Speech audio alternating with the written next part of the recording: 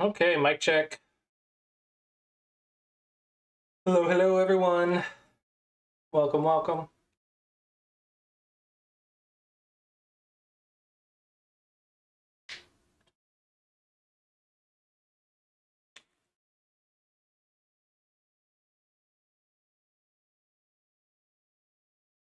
It is really hot inside my house today.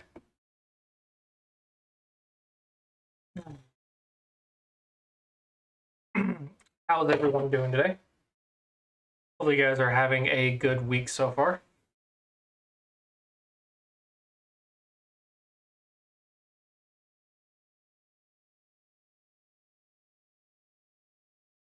Today, instead of playing, we are doing open reviews because I have an interview in an hour and I want to make sure that I am ready and available. So if you would like a game review, let me know.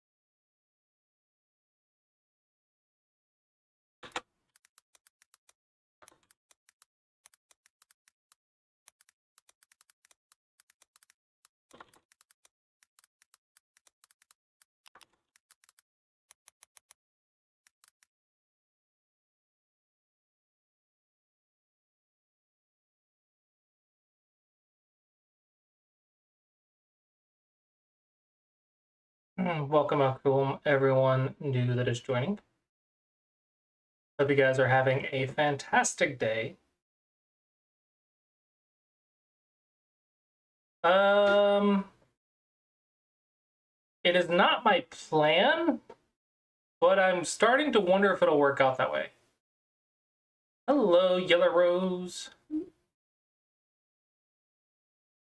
It was not my plan to be the only event, but I'm moving next month, and apparently a lot of the tournaments I normally attend are next month, so we shall see. I don't think so. I think there's still another tournament in Chicago that I'll be attending either in March or April, probably March.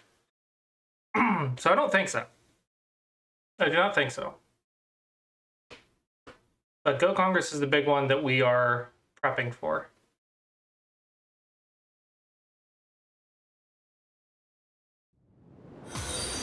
Thank you for the follow, Slack and Shoe. Just followed. I feel like I'm slacking off when I'm streaming.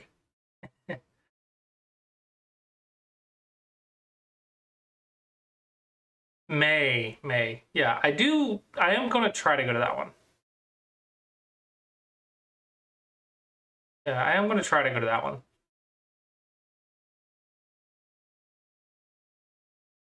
It is open reviews for the next hour until the internet starts. Yeah, come out. Sorry, I said the interview starts. The interview starts in an hour.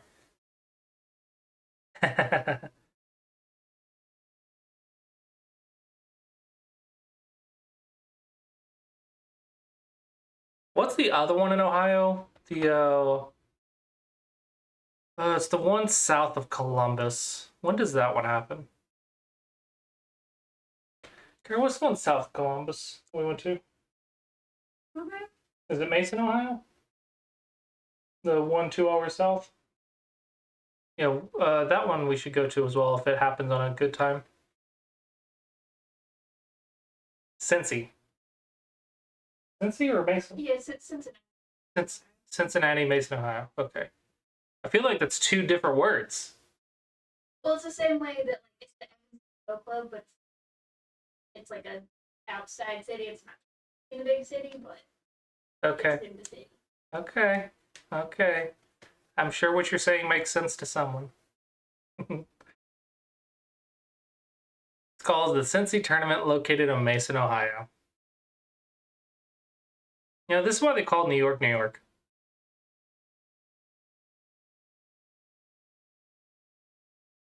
Where? New York. Where? New York. New York.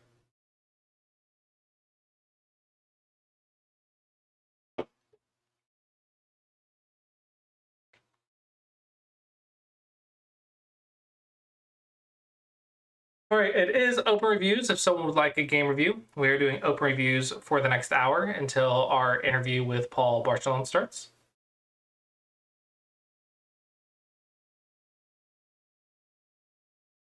Opposite problem. Yeah, I guess as someone who's not from there, probably it is worse. I kept, when I was in Korea, I kept getting asked what city I was from, and I kept saying Tennessee because I knew they weren't going to know where my city was. I'm like, what city are you from? I don't think you understand how maps work. You don't understand how big my country is. Review started. We've stolen a lot of land. Okay, are you black or white?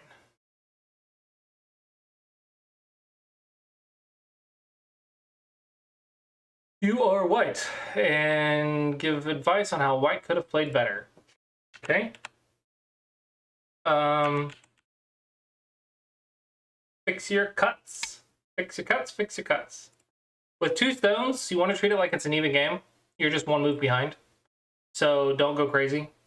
You don't really do anything abnormal until it's like 4 stones or greater. You just play like you're a move behind or 2 moves behind.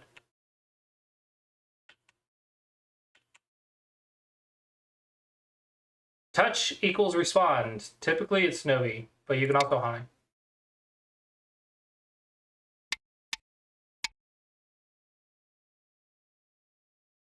Fun fact. I knew this was the move for a long time, right? But then one of my students played this move. And I was like, you know, I can't find a good reason that this move is bad. Like, I don't know it. I don't know why it's not good. So I played it once. And then I believe it was Ensong who said, you're a Dawn player. You should know that this is the Joseki. Or you should know that this is the pattern. I was like, you know, you're not wrong, but I don't know why it's not this one. And then AI came out and said this one was fine. So I got in trouble for something the AI said was fine. Not even a point.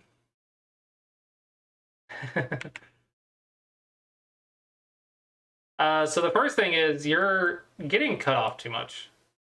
You're leaving too many cuts behind. Even here, like, just go here. And now when they block, you don't have a cut. Now when you block, you have a cut. Just connect. Just connect. This is a chicken move. You need more go problems. The thing is, more go problems mean more moves. So the sooner you can solve the life and death problem, the stronger you get, the sooner that you can ignore and go somewhere else. So you always want to try to ignore, but you want to think, can I solve this? So I think this is enough space. Like, to me, this is enough space. I don't know what it looks like to you, because I don't see what you see. But this is definitely enough space because it's 2 rows of 4.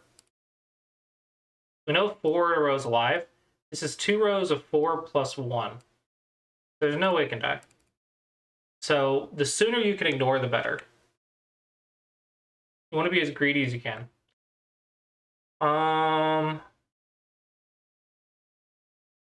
Probably the left side is big because your opponent played really massive move.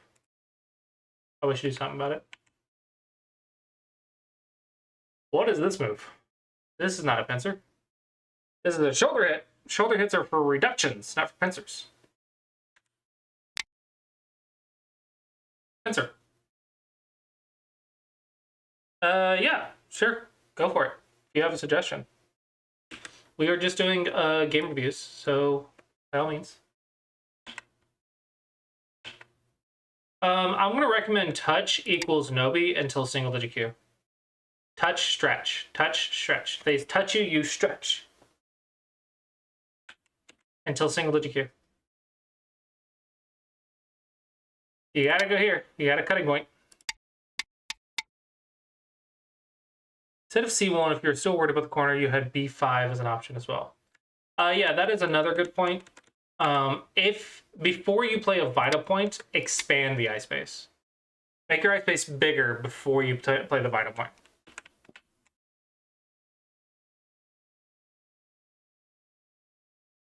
Vix, you cut. Take anything away from this. Learn how to deal with cutting points. Uh-oh. Uh-oh. That's a double Atari. Yeah, you can't connect either because that dies. Why? Because you have so many cutting points. Fix. Fix. And then when you're strong, you can attack cutting points.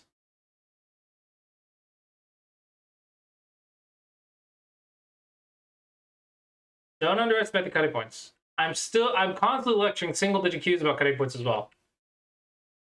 Cutting points is like the entirety of Q level attack and defense. I don't know what this does. You still have a cutting point though. You could fix, you could extend, make this a ladder. Yeah, you still have a cutting point.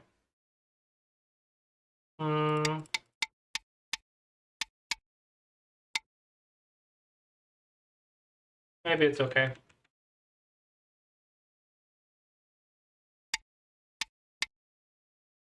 It's something. I just want you to fix your cutting points. I don't know what you're doing in the center here.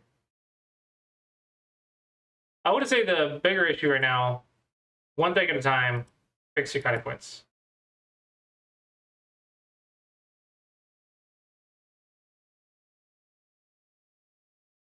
Hello, Josephine.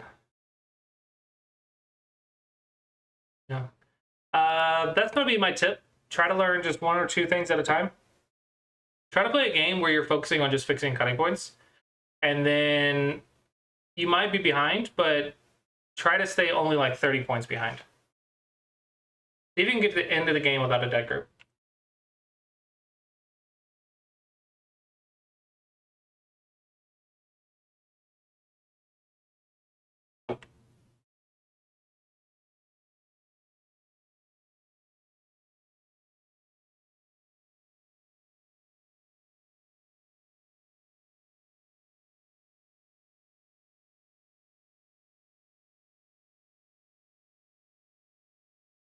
Don't miss Ataris. If you're missing Ataris, then you're not ready for single digit Q. I say that seeing single digit Qs miss Ataris sometimes. I miss Ataris like 1 in 1,000 games. It happens. But still, you shouldn't be missing Ataris. In theory, you shouldn't ever miss an Atari.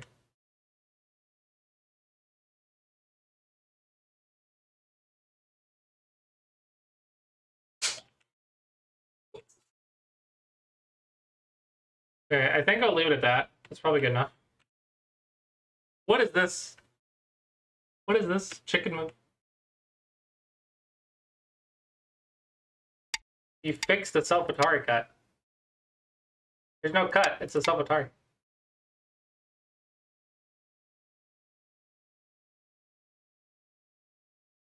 Yeah, be careful. They might start the cow.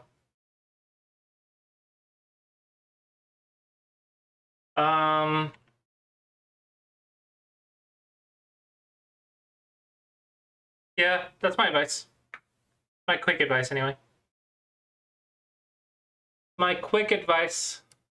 For more detailed advice, check out seansgogroup.com and get lessons. Buy one, get one free until next month. Shameless plug.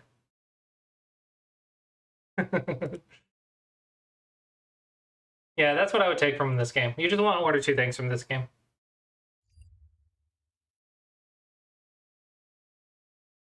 Anyone else? Game reviews for another 45 minutes. And then we have an interview.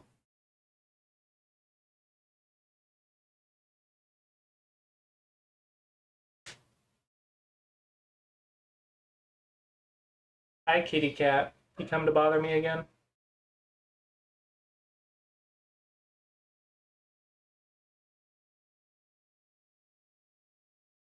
Sure.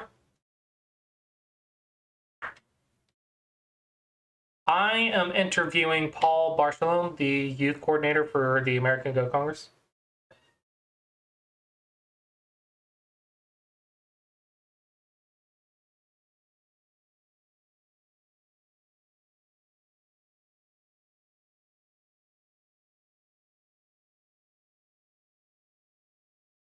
Yeah, you can interview me right now.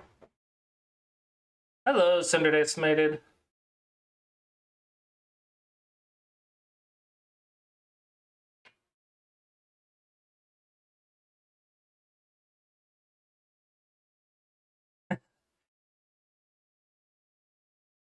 Let's prefer educational stuff for now. If people run out of games. Oh my gosh, it's so hot. What's the temperature in here? Can't see it.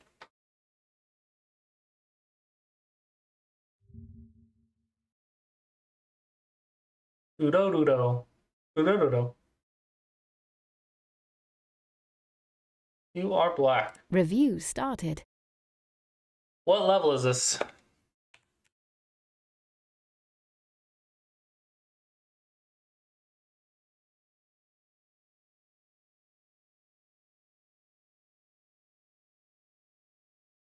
AI says this is always good. Bordon. Strong.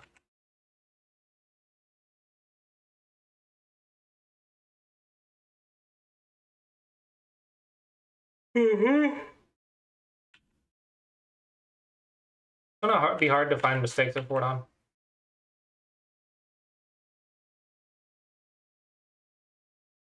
It's probably just gonna be like one or two things, honestly. Are you doing your Go problems? This is slow. Too soon. Too soon. Maybe 3-3. No way. What?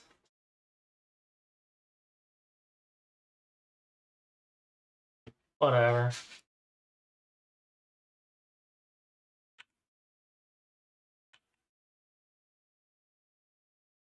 This feels awkward. This can't be the best shit thing, right?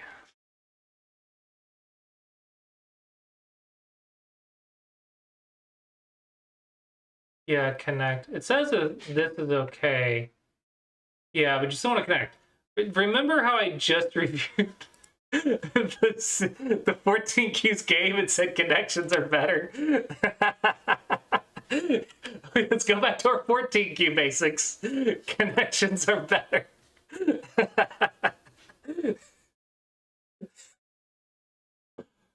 This is so awkward. I hate this shape. Connections are better. I'm double checking with AI to make sure I'm telling you correctly. But according to my basics, connections are better.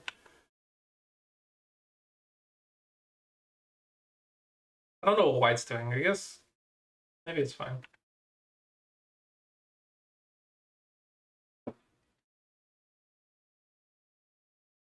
Okay, so we're gonna play a big move on the left. My instinct says A, B, C, D, E.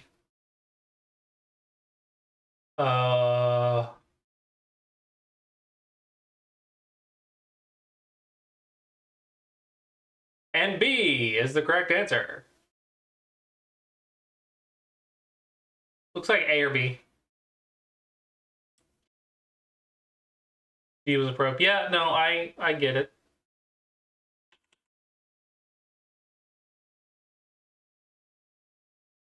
This is not very modern though. It's not that it's bad timing or anything. I think it's just old-fashioned. An old-fashioned idea. This makes me feel like you've been playing Go for at least let's see, 2014 was when AI AlphaGo. What year is it? So more than 10 years? Have you been playing Go for more than 10 years? That's the feeling I get.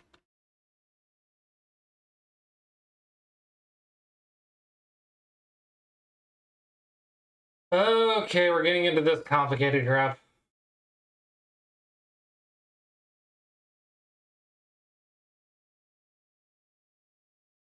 $25. Wow.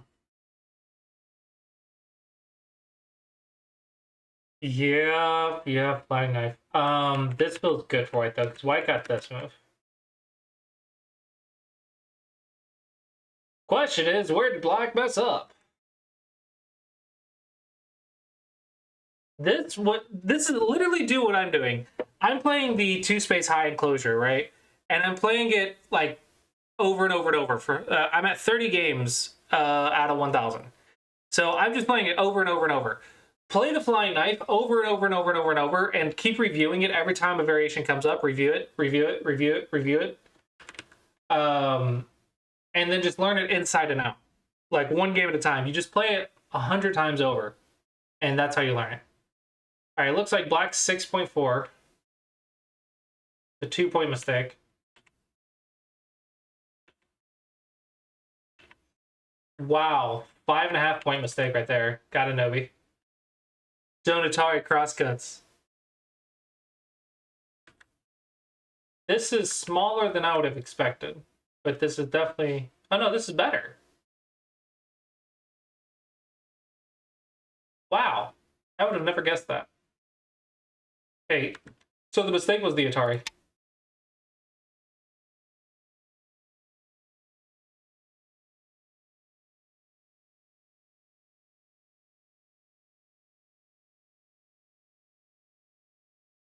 Do you need that move? Yes. I'm sorry. I'm sorry I doubted you. I should not have doubted. It doesn't look like you need it, though. Why is that so big?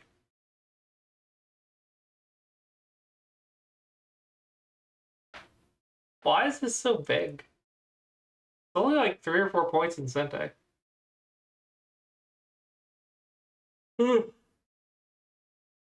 Crazy, crazy. I guess.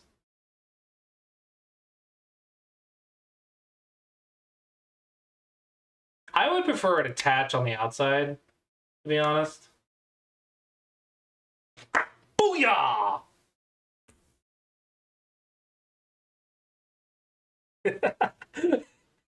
Called it. I don't get to do that very often. I'm not usually correct. The reason is when I review with AI, I see this attachment more than I see this attachment. That's all it is. So I'm just a little bit more reviewed with AI.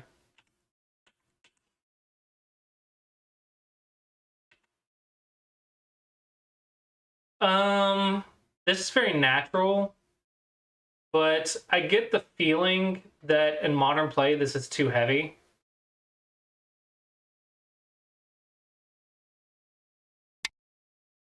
And this is where it comes with a lot of practice and review.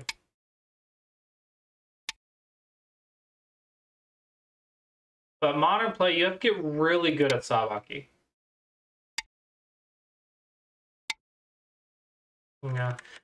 It's not something I can easily give advice on. But basically, it's like play 1,000 games and review for each one with AI. Dom players, you have to play with AI. You have to review with AI. And then ideally, join Yunguseng and subscribe to AI. Right? Just subscribe to an AI server somewhere and join Yunguseng. If you want to improve, that's the way to do it. At Dawn level, that is the way to do it. Play 2,000 games, join Yunguseng, review with AI, watch lectures every week. That, as a Dawn player, that's the best thing to do. That's cuttable.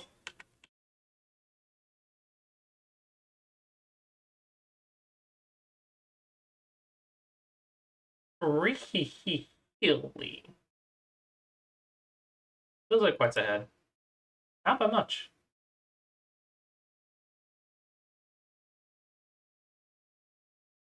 Sabaki is really hard.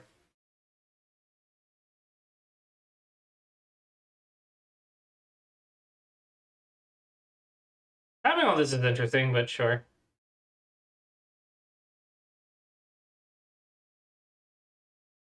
Having this feels wrong. What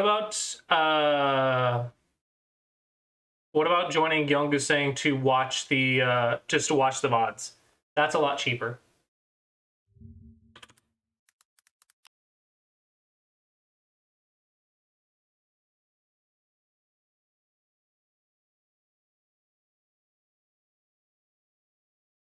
$55 US. Spectator tier. It's a lot cheaper. I will say, if you can't play 1,000 games, it's not worth your money. You gotta play games before anything, and if you don't have the time, which most adults don't, that's not gonna be worth the money. But this is what I would tell you to do to improve. Are you kidding me?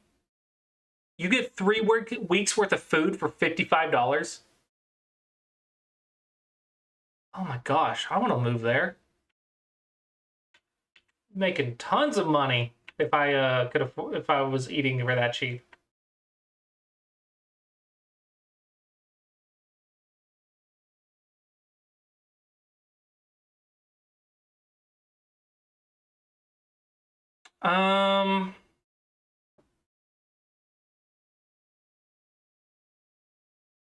A teacher is better than AI,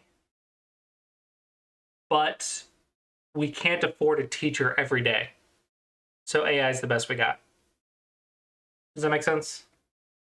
If you're in Asia, ask your pro teacher for a review. Like if you're at a Go Dojo or whatever, you ask your pro teacher for a review. But if you're in the West and you can't afford a pro teacher every single day of the week, you have to look at it with AI. Like, what else are you gonna do?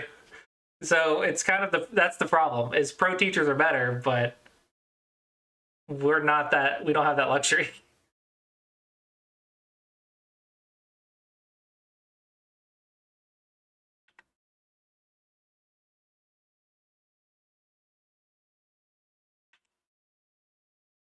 I want to say the rest of the game was looking pretty good. This felt a little passive, but it's really hard to improve that.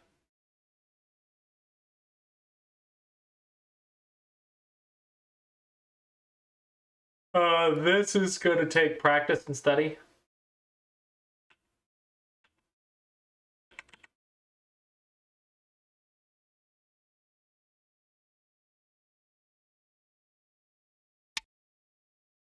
This should be better.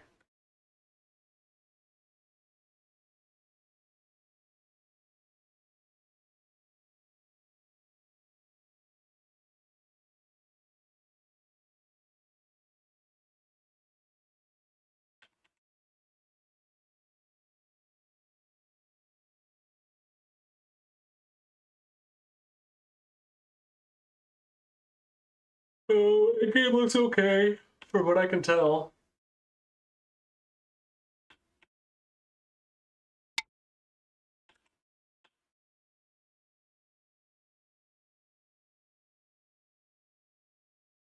No reason not to do that. Come on. No, of course go here. Of course go here. This is Gote just as much as this is. What? That makes sense. Does it make sense? Yeah, that makes sense. That makes sense. Okay.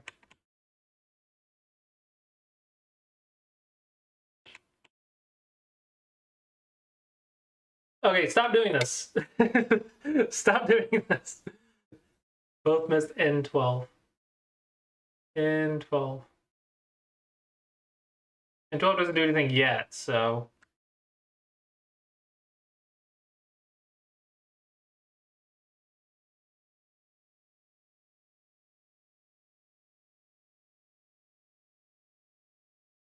I've been living and I've been looking at places that are nice to live in, but still very affordable to live. And for food, some places are nice. Philippines, $300 a month approximately, if you want all the amenities like running water. Dude, $300 a month. I wouldn't even pay for my groceries. I wouldn't even pay for my food. $300 a month would not even pay for my food.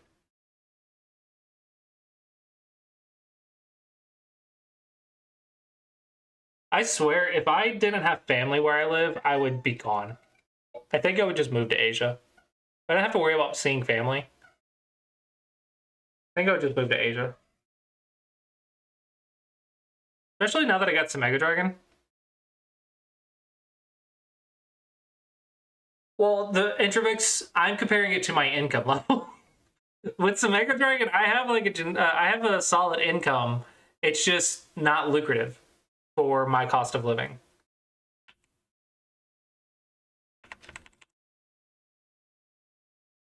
What are you saying you missed here? What's here?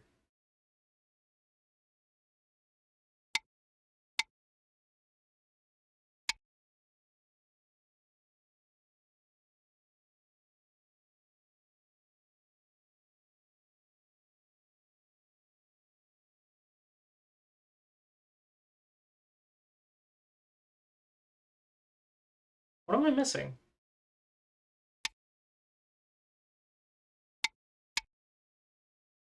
Uh-huh.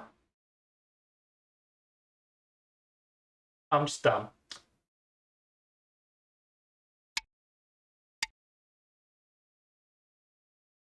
I was looking at that move. Because I'm dumb.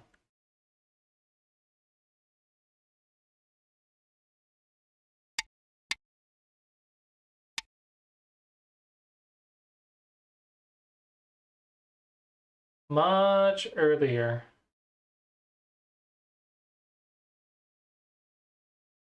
Oh, because you go here, here, here, here, here. Oh, I'm sorry, here first. Excuse me, princess. That's pretty big.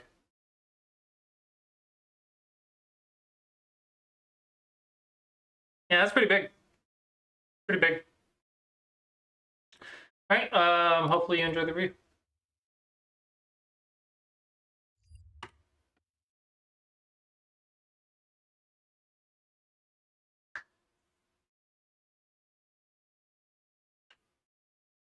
If you can, you want to be able to get to the end game consistently within 20 points, like almost every game, before you worry about improving your end game. But if you can get to the end of the game within 20 points, then it's as simple as improving your end game. You weren't drunk when you played this game. Oh boy. Review started.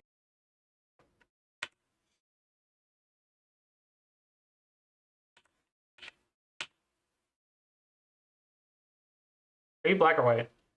I want to see you're black.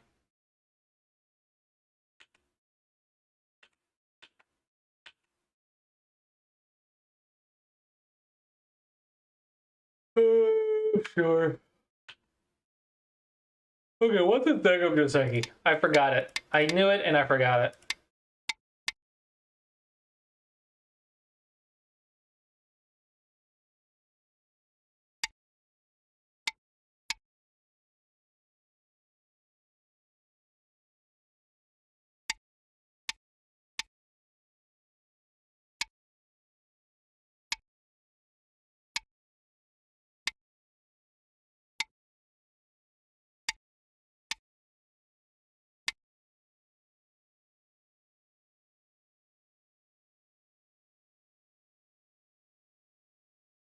I'm not gonna remember that. I'm not gonna remember that. I would have to play it a lot. I knew it and then I forgot it. I will say this one involves a ladder, which should be good for you. So I would have tried to remember it. I know it involves a ladder. Your ladder is not good, but don't. This is a very nice ladder breaker.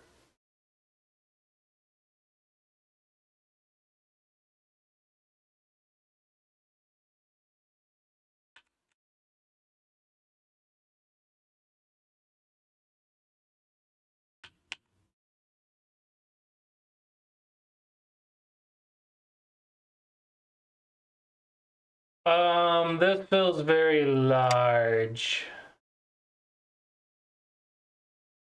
But what do I know? Typically, the rule of thumb is don't Atari a crosscut. Yeah, typically the rule of thumb is don't Atari a crosscut.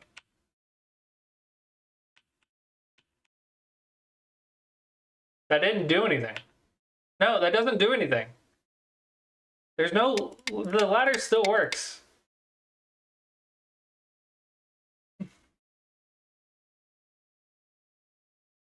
Okay, but slack an issue. Are you playing the game? That is the question.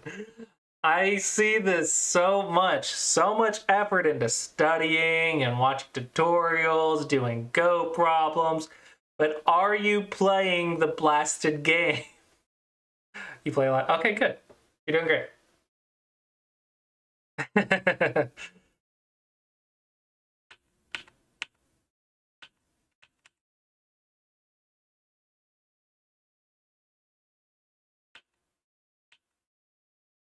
This would be more modern.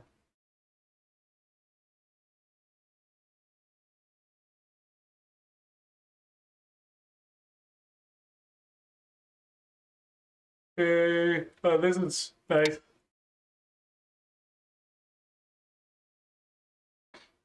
I did do that, thank you, Anermy. I video called my mom every morning when I was in Korea. But it was still, like, still got homesick after 5 months. I was fine for 4 months, but that 5th month came around, I got like, really homesick.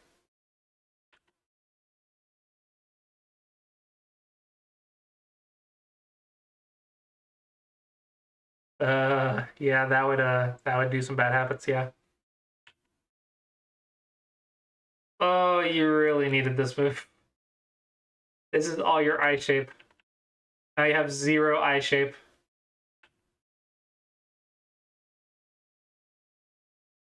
That's a lot of cutting points. Now it's not. Your opponent has fixed it for you.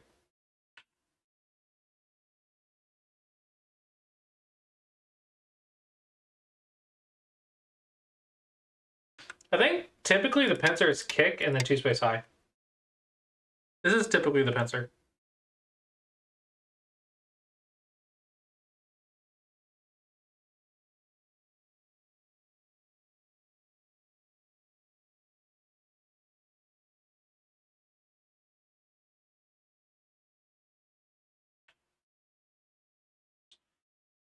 Uh-huh. That's overplay. Don't do that.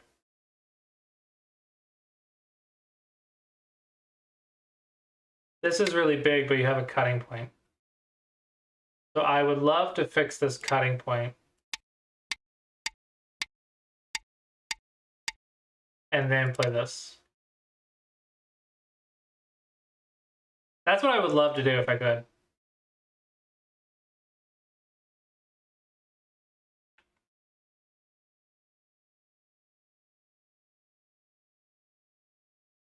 Okay, but you need something in here.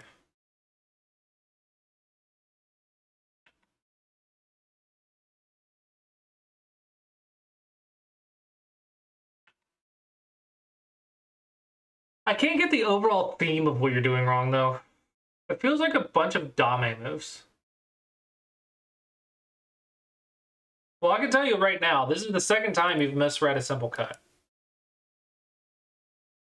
You need to do more Go problems. I need to do more Go problems. Oh my gosh.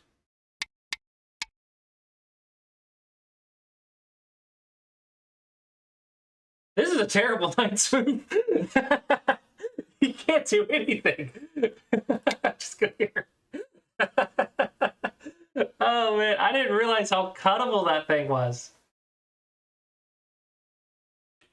Read your Knight's moves before you play them.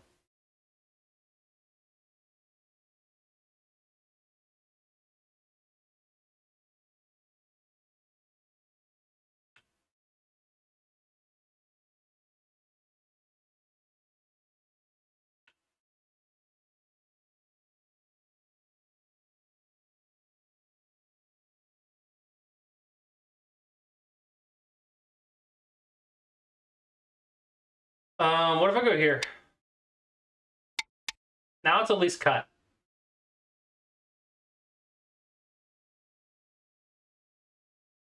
The amount of ladders and nets that get missed at the Q level is insane.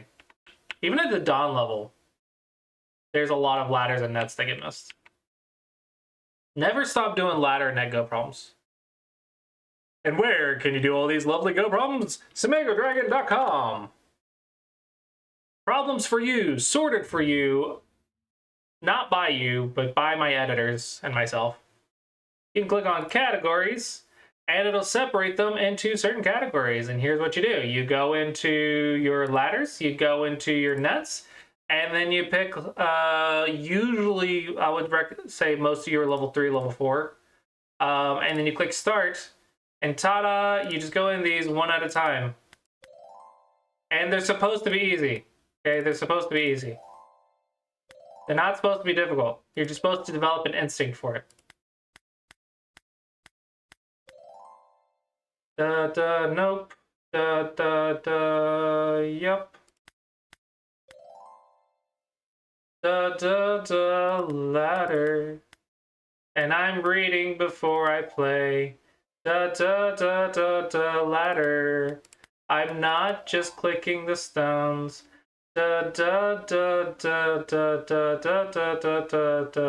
Ladder. Because it's not about rushing like Puzzle Rush. It is about making your brain be aware of the shape and check the shape before you play it. I don't think I can net. Can I net? No.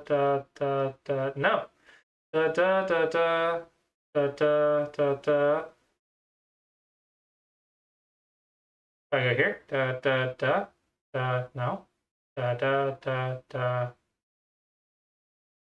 Da.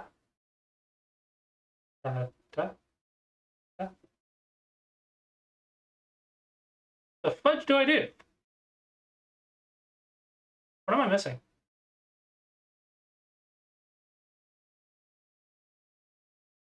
I'm not looking at chat because I want to solve this without help. I know I can solve this. Mistakes 191. Okay, this is clearly underranked. What am I missing here?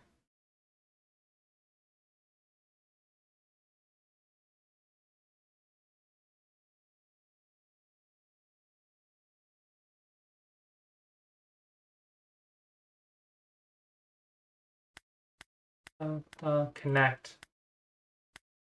I am amazing.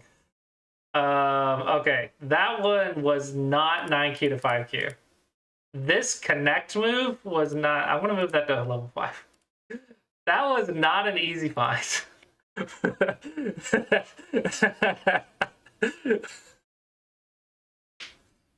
Sundere, that's the reason why you picture the solution before you play it. Because what you're doing is you're training eyes to check by picturing it, and then you'll recognize when to check it. What you're not, it's not about instantly solving it. It's about knowing that there's a shape worth checking.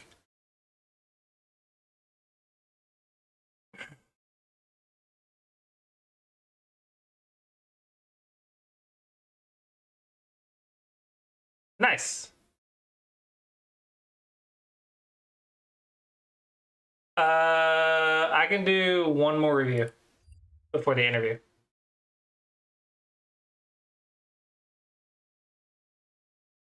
I legit don't know what to say for just one game. I would have to see another game of yours. This one doesn't tell this, doesn't give me a full picture. Doesn't paint me a clear picture.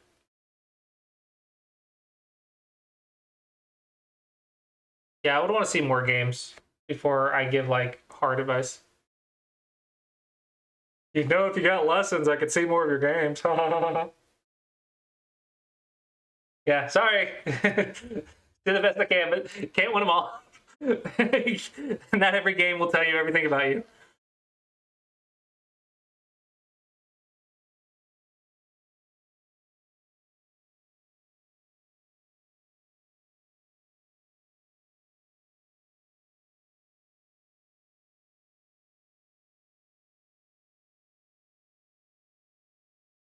I didn't realize how thirsty I was.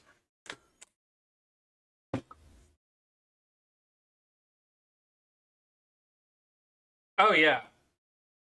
Paige is really fast at the Mega Dragon Puzzle Rush.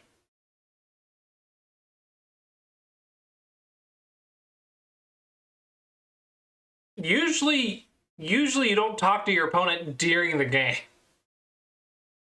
Yeah, Atari, you're good. Supposed to link.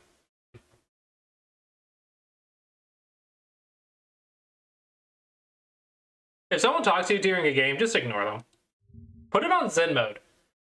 Go to this little button on the right, put it on Zen mode, hit F11, boom. Massive go board for you to just focus. Okay, massive go board, you can just focus. This is what I do when I play when I'm not streaming. Zen mode, F11.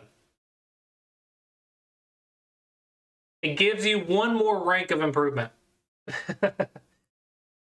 2 geese worth probably 1 rank. You said you're black? Your Dawn level, is this Fox 1 Dawn or is this OGS 1 Dawn?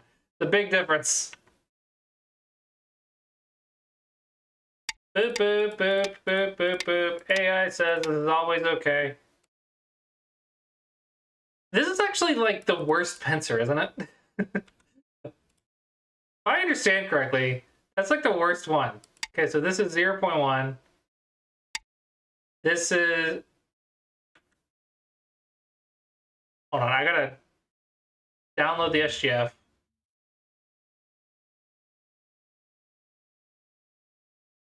Upload SGF.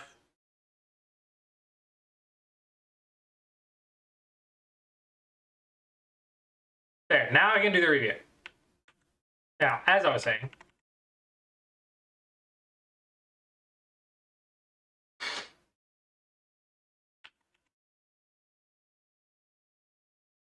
it's always fine. 0.1. This is 0.5, so 0.4. 0.3. What do I know?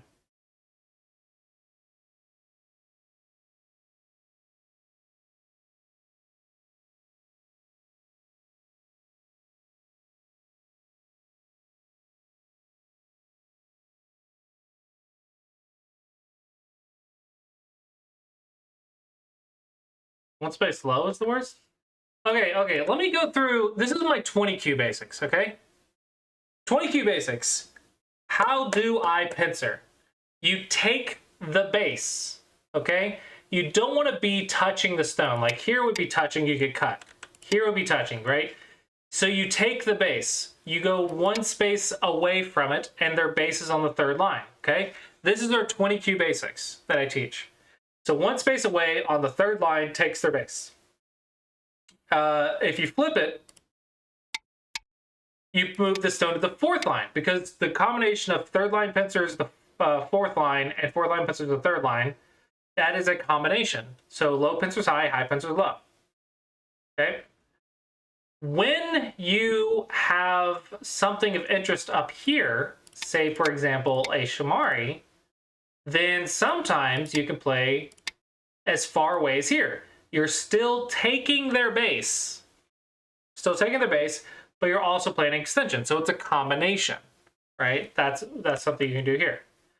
Let's say this white stone was low.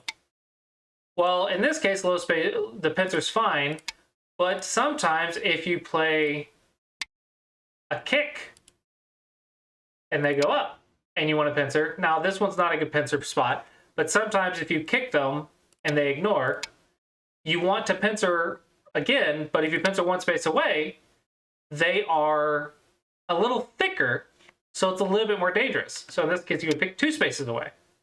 However, with two stones, they're already out to the center a little bit. So you'll move it up to the 4th line to make it a little bit easier to surround. Right? So that's how you come to the 4th line move. So that is why typically against the high approach, if you wanted to 2 space, you would go high. Because it's already on the 4th line. It's already got an escape route, so you're going a little bit more here. This one is a very unconventional pincer according to our fundamental ideas, our fundamental theories. all of that means nothing compared to strong reading, obviously.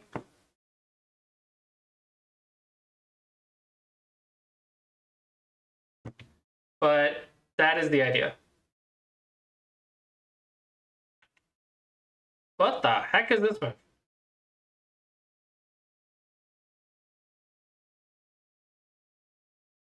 What is this?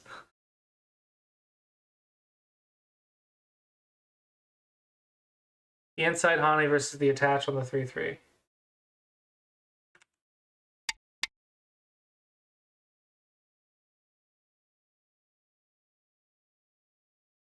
You're going to know more about this move than I will. I never play this move.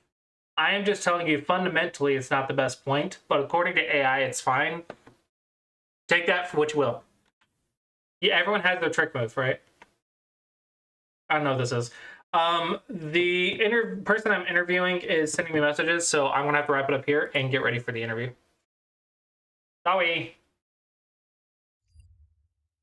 Interesting conversation, though.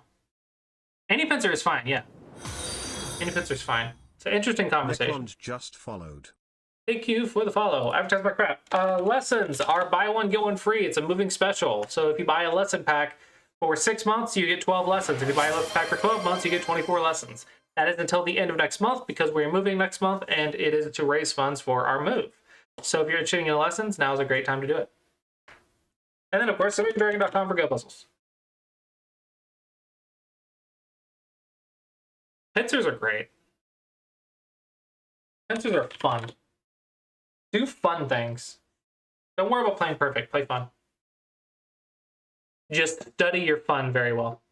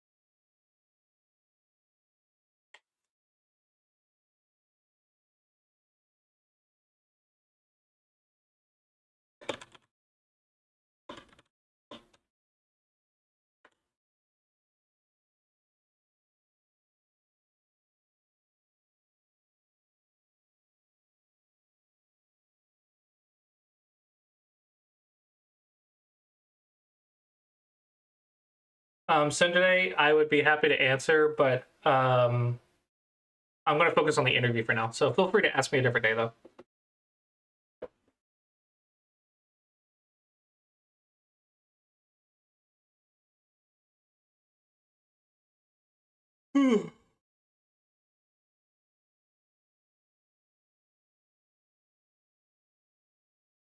Yeah, that's intentional.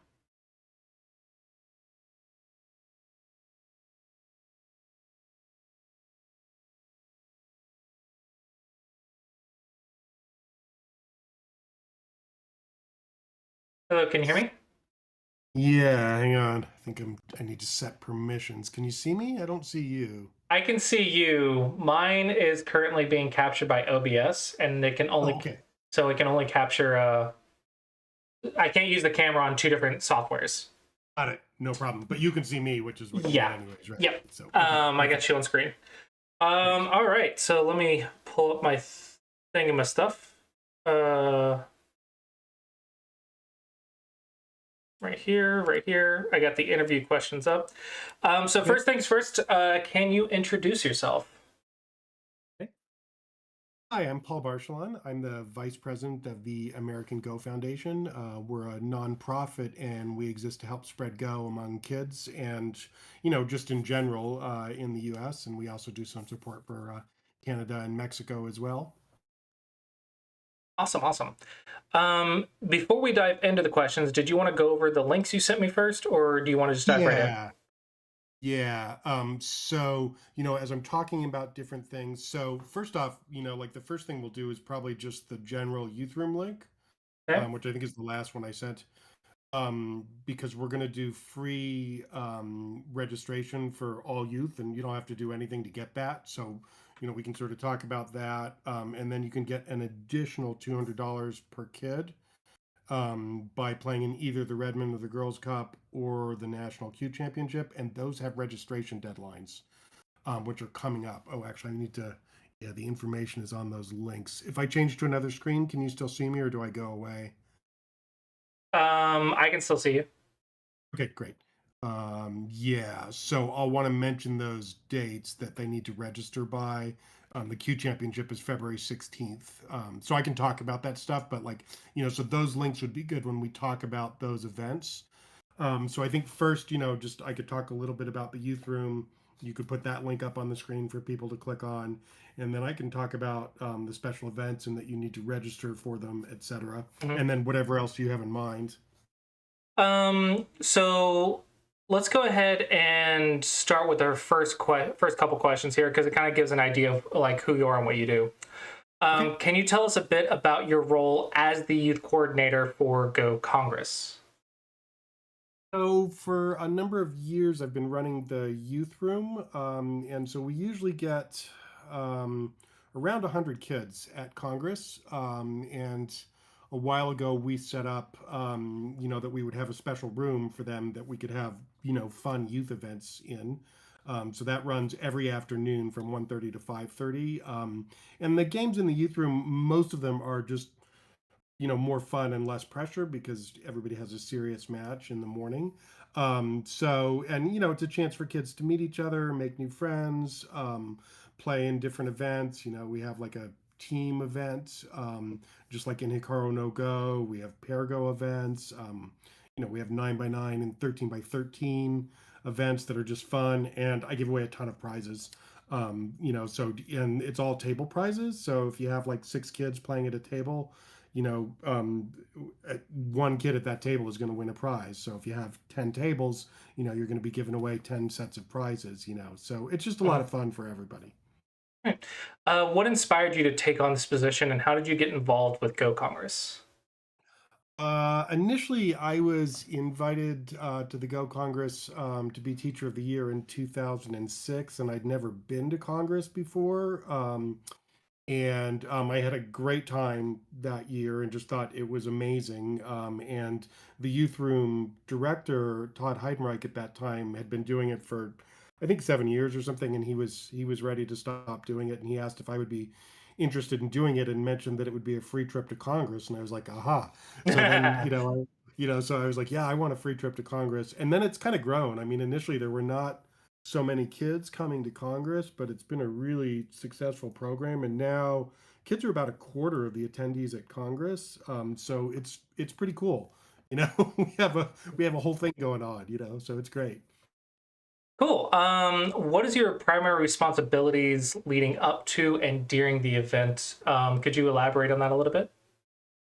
So we coordinate a lot of different events that there's qualifiers for, like the Redmond Cup and the Girls Cup, and the Q Championship, and the prizes for those also include, well, if you make it as a finalist, you get a free trip to Hmm. Congress. And Justin Tang runs those events, but I help coordinate them with him.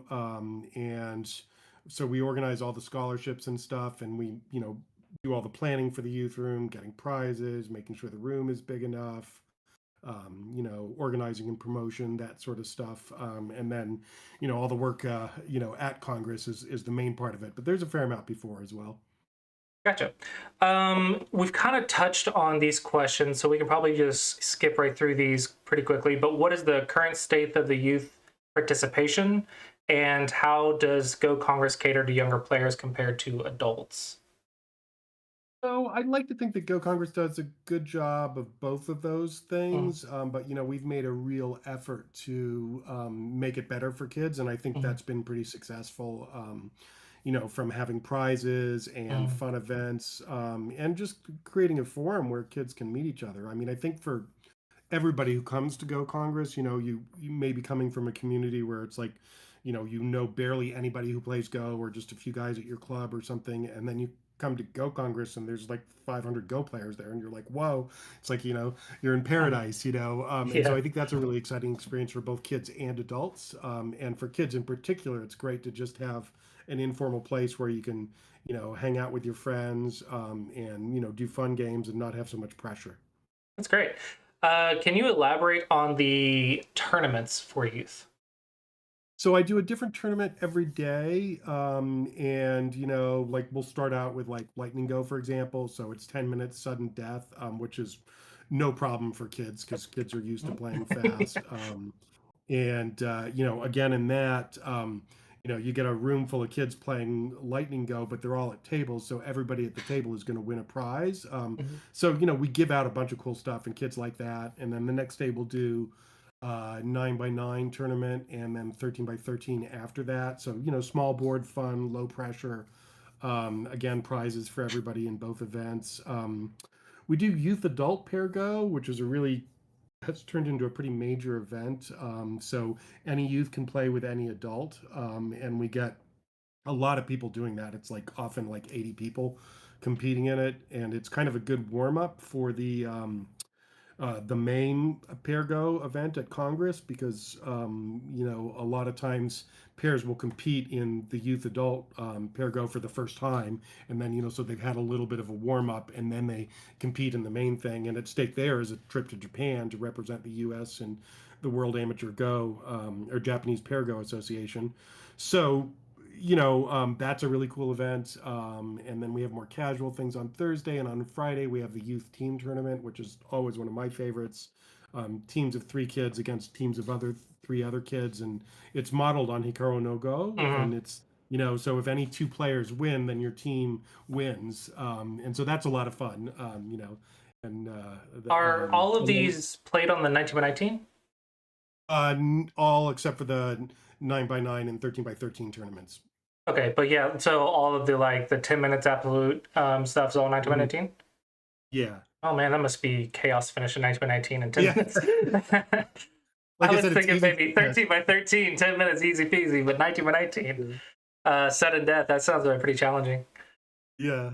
For Um, adult, for an kids, it's no adult, problem. yeah.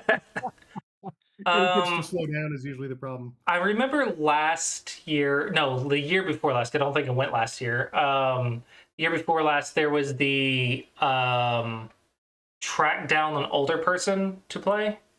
Yes, the bound prizes. Yeah. And we're doing that, and we've increased the prizes. That was sponsored by this very kind gentleman, Leonard Baum, who passed away, but he left a little bit of an endowment for us. And we use it to get young kids to play older people. There has to be a 40-year age difference between the players, and the kid has to be under 16. And then there's Hmm. just a ton of prizes, like the kid who plays the most adults, the kid who beats the most adults, the kid who loses to the most adults. And the prizes are like $50, plus you get this nice shiny medal. And then last year, I think we started doing $5 per game. So even if you don't win one of the categories, if you play, 12 adults in the course of the Congress and submit it to the bound prizes, we give you $50. So clearly we're just paying you to play adults. But what's great about it is, everybody has a lot of fun. I mean, the adults love playing with the kids. The kids get really competitive about it. And it's kind of like, playing with your grandpa or something. So I think it's a really fun event, and that's grown quite big too. We had a lot of kids participating in that last year, and it's just a nice way to cross the generations there. Yeah, I thought that was a really cool. I had a couple old people telling me about how it was a lot of fun for random kids to come up like ask them for a game. Yeah. Have you noticed any trends in how the younger players are approaching Learning Go compared to the older players? The younger kids are really up on whatever's going on. They're all training with AI. They're most of them, not most of them, but a lot of them are training with professionals, and so they're kind of really, they have their finger on the pulse of whatever's going on. Like when you Mhm. play adults, a lot of them aren't necessarily going to know a lot of the newer Josekis, the kids are always, on top of that. And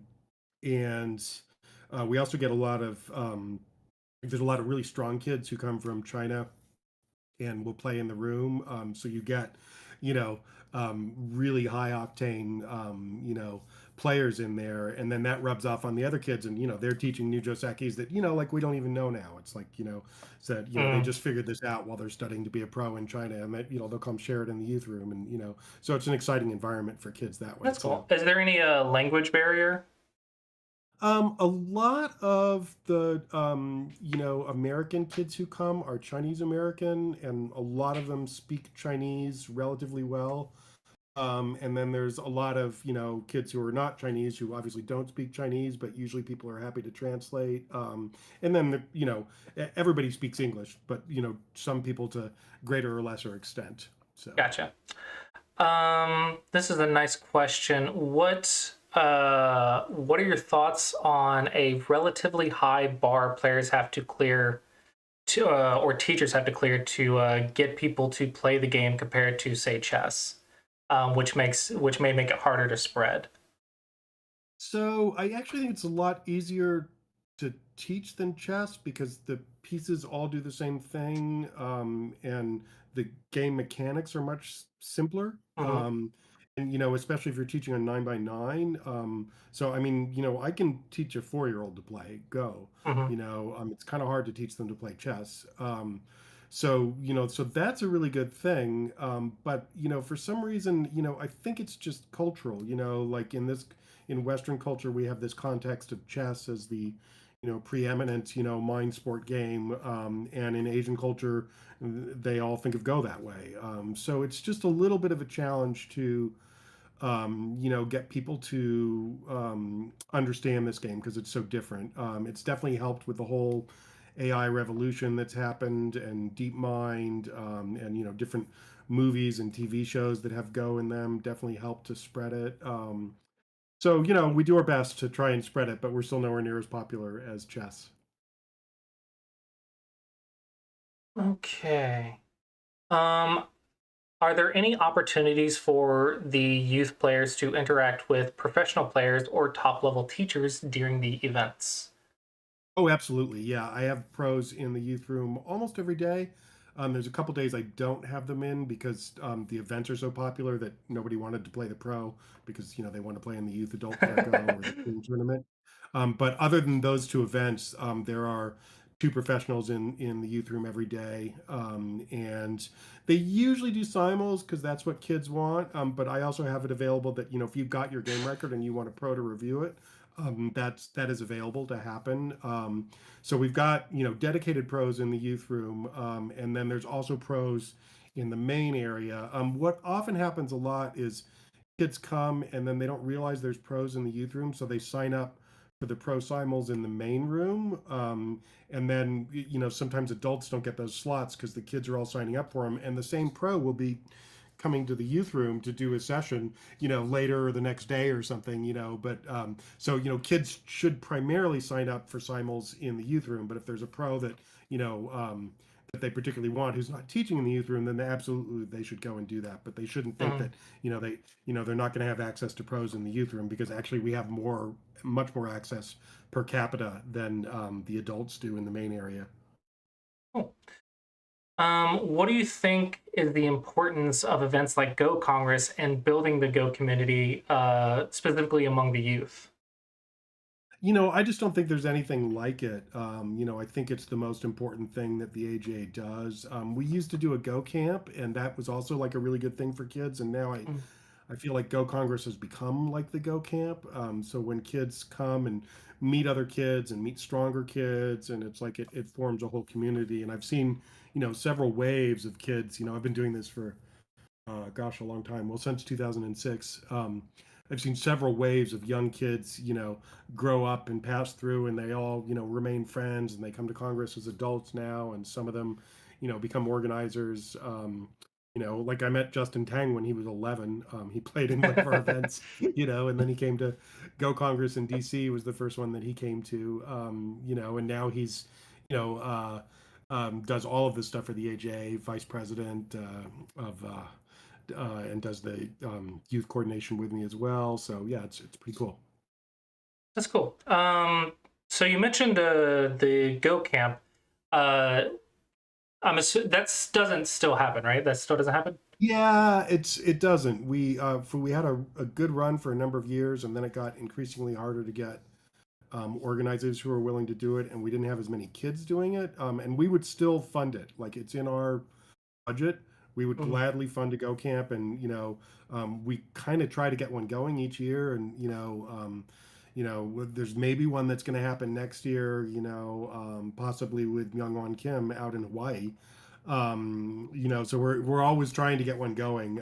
But we sort of had a golden era where there were about 15 or 20 kids coming, to Go Camp for, I think maybe 5 to 10 years, but then it just kind of dropped off. And I think in a lot of ways the Congress kind of replaced it. But we would definitely support both events if there were, kids who Mm, wanted to do it. gotcha. Have you witnessed any memorable significance? Have you witnessed any significant moments or success stories from the youth participants at Go Congress? Yeah, lots. I mean, just from watching kids play One Color Go, which is always kind of amazing, to watching kids who are competing in some of the more serious events like the Redmond Cup or whatever, and then also just playing and having fun with each other, or like a kid will lose the Redmond, but then he and his opponent will join the same team for the youth team tournament, for example. So there's kind of a nice there's a nice thing there that the kids really get a connection with each other, and I definitely feel like it really helps them to grow. I've seen weaker kids come in, make friends with really strong kids, and the really strong kids be very generous about sharing, their knowledge, teaching them stuff, and often that relationship will continue online after Congress is over. Yeah, thinking back on it, I remember going to Go Camp once as the youth at 17, and then friends that I made there I'm still friends with now. I still see Cool. a Go Congress. Yeah. Um, how do you see the next generation of the youth in the recent years in the youth? How do you see the kids growing up and shaping the future of the community? I think the more kids we get, the bigger influence it has. And one thing that I'd like to see more of is it spreading wider than the Chinese American community, because we have a Hmm. really strong group, in the Chinese American community who comes. That's like our core of people who come, and then there's probably about 20% of just regular American kids who are, learning Go. And I'd really like to see that spread, because, Go should Hmm. be in all of our communities, not just the Chinese American one. So my hope is that that will move in that direction, and it will spread bigger. Okay. Are there any new initiative or ideas for the youth programs at future Go Congresses that is being discussed or going to happen? Nothing new. No. Well, actually, I should clarify that the Girls Cup we just expanded to make that the same as the Redmond Cup, so that we're going to bring 4 finalists to Congress instead of 2. So we'll have 2 bands under 13 Mm. and then 13 to 17, and each band will have 2 finalists who will come and compete. The Redmond and the Girls Cup, both those are qualifying events. You qualify online, and you compete usually 6 or 7 matches online, and then the finalists from that get a free trip to Congress, which alone is a great prize. And then they'll compete face to face, best 2 out of 3 matches, and then the winner also gets a nice. Well, actually, both winner and loser in the finals get nice trophies and cash prizes. Cool. Um, how can the community, like the online community or the widespread community, how can the community in Go support your efforts and the AGF's efforts to help support the youth growth in Go? The best thing you can do is donate to the American Go Foundation. We are funded entirely by donations, and everything we pay for comes from that. And we're not a huge organization, but the our our average donation is probably like, $25 or something, but a lot of Go players give us that. And then we have a few Go Angels who, give us, a larger sum, which is always very appreciated. We did get some money from Google when they had the DeepMind grant. They gave some of the funding from that to us when they won with the AI competition. But mainly it's just individuals donating. So if you want to donate to us, please go to our website. It's agfgo.org. And there's a donate button right up at the top. And you can contribute whatever you like. And it all goes to fund kids. And also our primary activity, aside from the Go Congress, is actually sending free equipment to schools. So any school that wants to run a Go program will send them a classroom starter set, which is enough for 24 kids to play Go.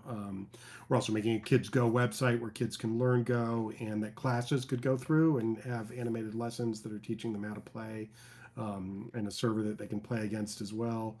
So, we have a lot of projects around that are trying to spread Go, and we appreciate whatever support the community can give us because that's makes everything we do possible. Okay, some more questions from the viewers. Any potential collaborations with the overseas Go associations? We do a lot with the Overseas Go associations, from interacting a little bit before and after, as well as during, and coordinating the pros with them. And they know that we've got pros in the youth room, and so that's always a priority. The Parago people send us prizes, to do for those events. And sometimes, like the Korean Baduk Association will often send like a box of prizes that are, um, books or Go sets or other things like that are, specifically for the kids in the youth room.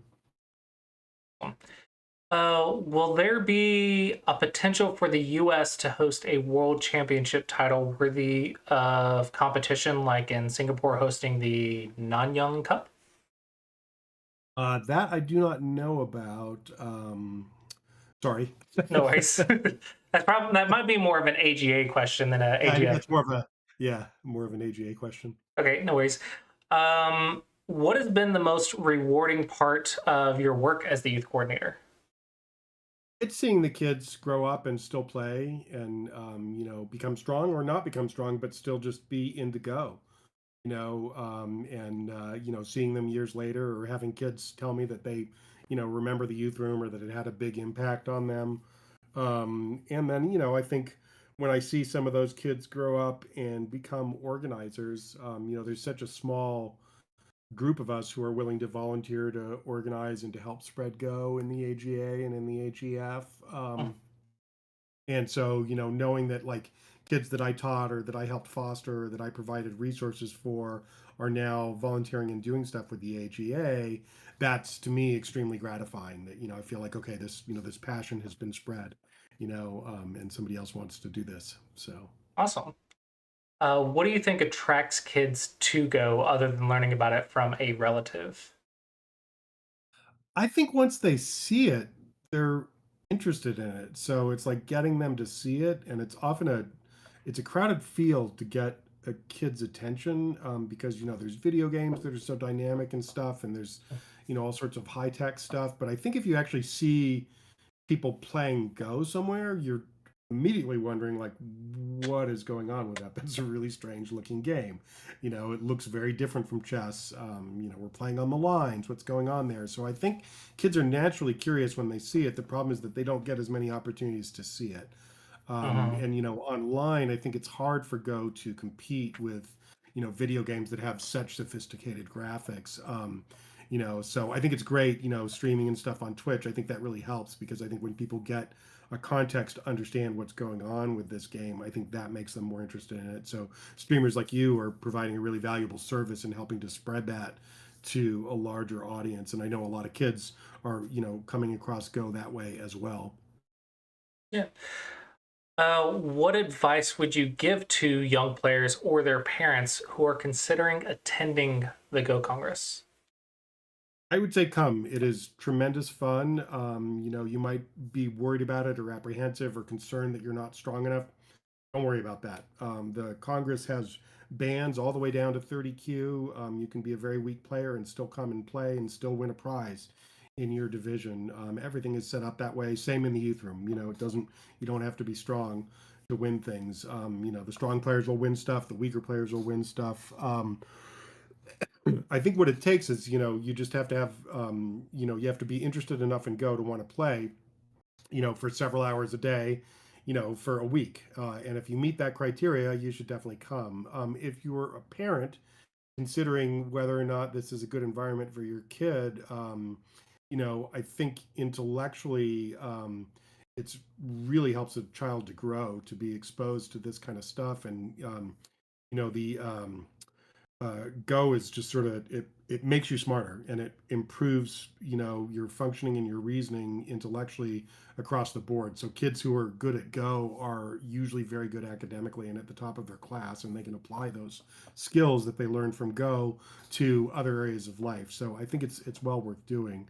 If you're a parent but you don't want to take the time, or you don't have the time to bring your kid, but your kid really wants to go, you can send your child with, like a guardian who's over 18. So if there's somebody at the Go Club who's willing to supervise your child while they're at club, you can send them that way. We've got forms to allow them to do that. And while they're in the youth room, you'll have direct supervision from me and the assistant youth room coordinator, and a lot of other parents there too. We also have a lot of kids who their parents can't go, but their friends' parents are going to go. So you get 4 or 5 kids that are coming, and there's just, one set of parents that belong to one of the kids, but their friends came too. So there's a lot of ways to work that out, and enable your kid to have this experience, even if you're not able to come as a parent. Awesome. So we've gotten through pretty much all the questions. Do you want to go ahead and jump right into the links that you shared? Yeah. So let's talk about the Q Championship first. Okay. So this event is open to Q players, obviously, and under 18. And again, all the way down. You don't have to be a certain rank to qualify. I get kids coming in who are 25Q, whatever. You do need to be able to play online. These events are held on KGS. The Q Championship is a one-day event, and you play, all 4 rounds, and they're fairly fast games. I think it's a 2-day event. We broke it into 2 days. But it's a great fun to play in, and again, you'll meet other kids, and just by playing in that, you can qualify for an extra $200 off Go Congress. So whether or not you're planning on coming to Congress, it's a good idea to register and play in the event, because if later it turns out you are able to come to Congress, you're going to get an extra $200 off, which would be great. So the Q Championship, the registration deadline is February 16th. So you need to register by then, and then the event will be held, I think it's on Saturday, February 22nd. Oh, and it is 4 rounds in one day. Yeah, 4 rounds in one day. So put that on your calendar, and you can register and read more about it at the link that hopefully Sean is sharing on the screen. So the corollary for that, for stronger players, would be for the Redmond Cup and the Girls Cup. And again, in those, we've got under 13 and 13 to 17. And as I mentioned before, the finalists get a free trip to Congress. But even just for playing in the event, you also get $200 off on your Congress registration. So it's another terrific event to play in. You can get a lot stronger. The Girls Cup now, you can also play as a Q player in the Girls Cup, and we've got a new band for that. So in the younger band, you can join. So the Redmond, you need to register for that by, let me check that date. Okay, registration will close on February 28th, and competition starts on March 3rd. The Redmond and the Girls Cup both. You have 2 weeks to arrange a match with your opponent, and we'll tell you who your opponent's going to be. And that'll be, it varies 6 to 7 to 8 rounds. Sometimes if we have a tie, we need to do a little playoff online to figure out who are the finalists that are going to go. But 2 kids in the senior and 2 kids in the junior for both of these events will win a totally free trip to Congress, and compete face to face. And usually We'll broadcast those games at Congress, and often we get a pro to comment on them as well. So that's another really fun event. Awesome. So that's the Redmond and the Girls Cup. So sign up for both of those. And then just the main Congress youth room link, which gives you a little more information about the program, shows you the schedule, etc. So that's a good sort of overall resource to look at, or that you can show to your parents, and get them interested in Go Congress as well. Cool. Is there anything you want to point out on the schedule that might be of interest?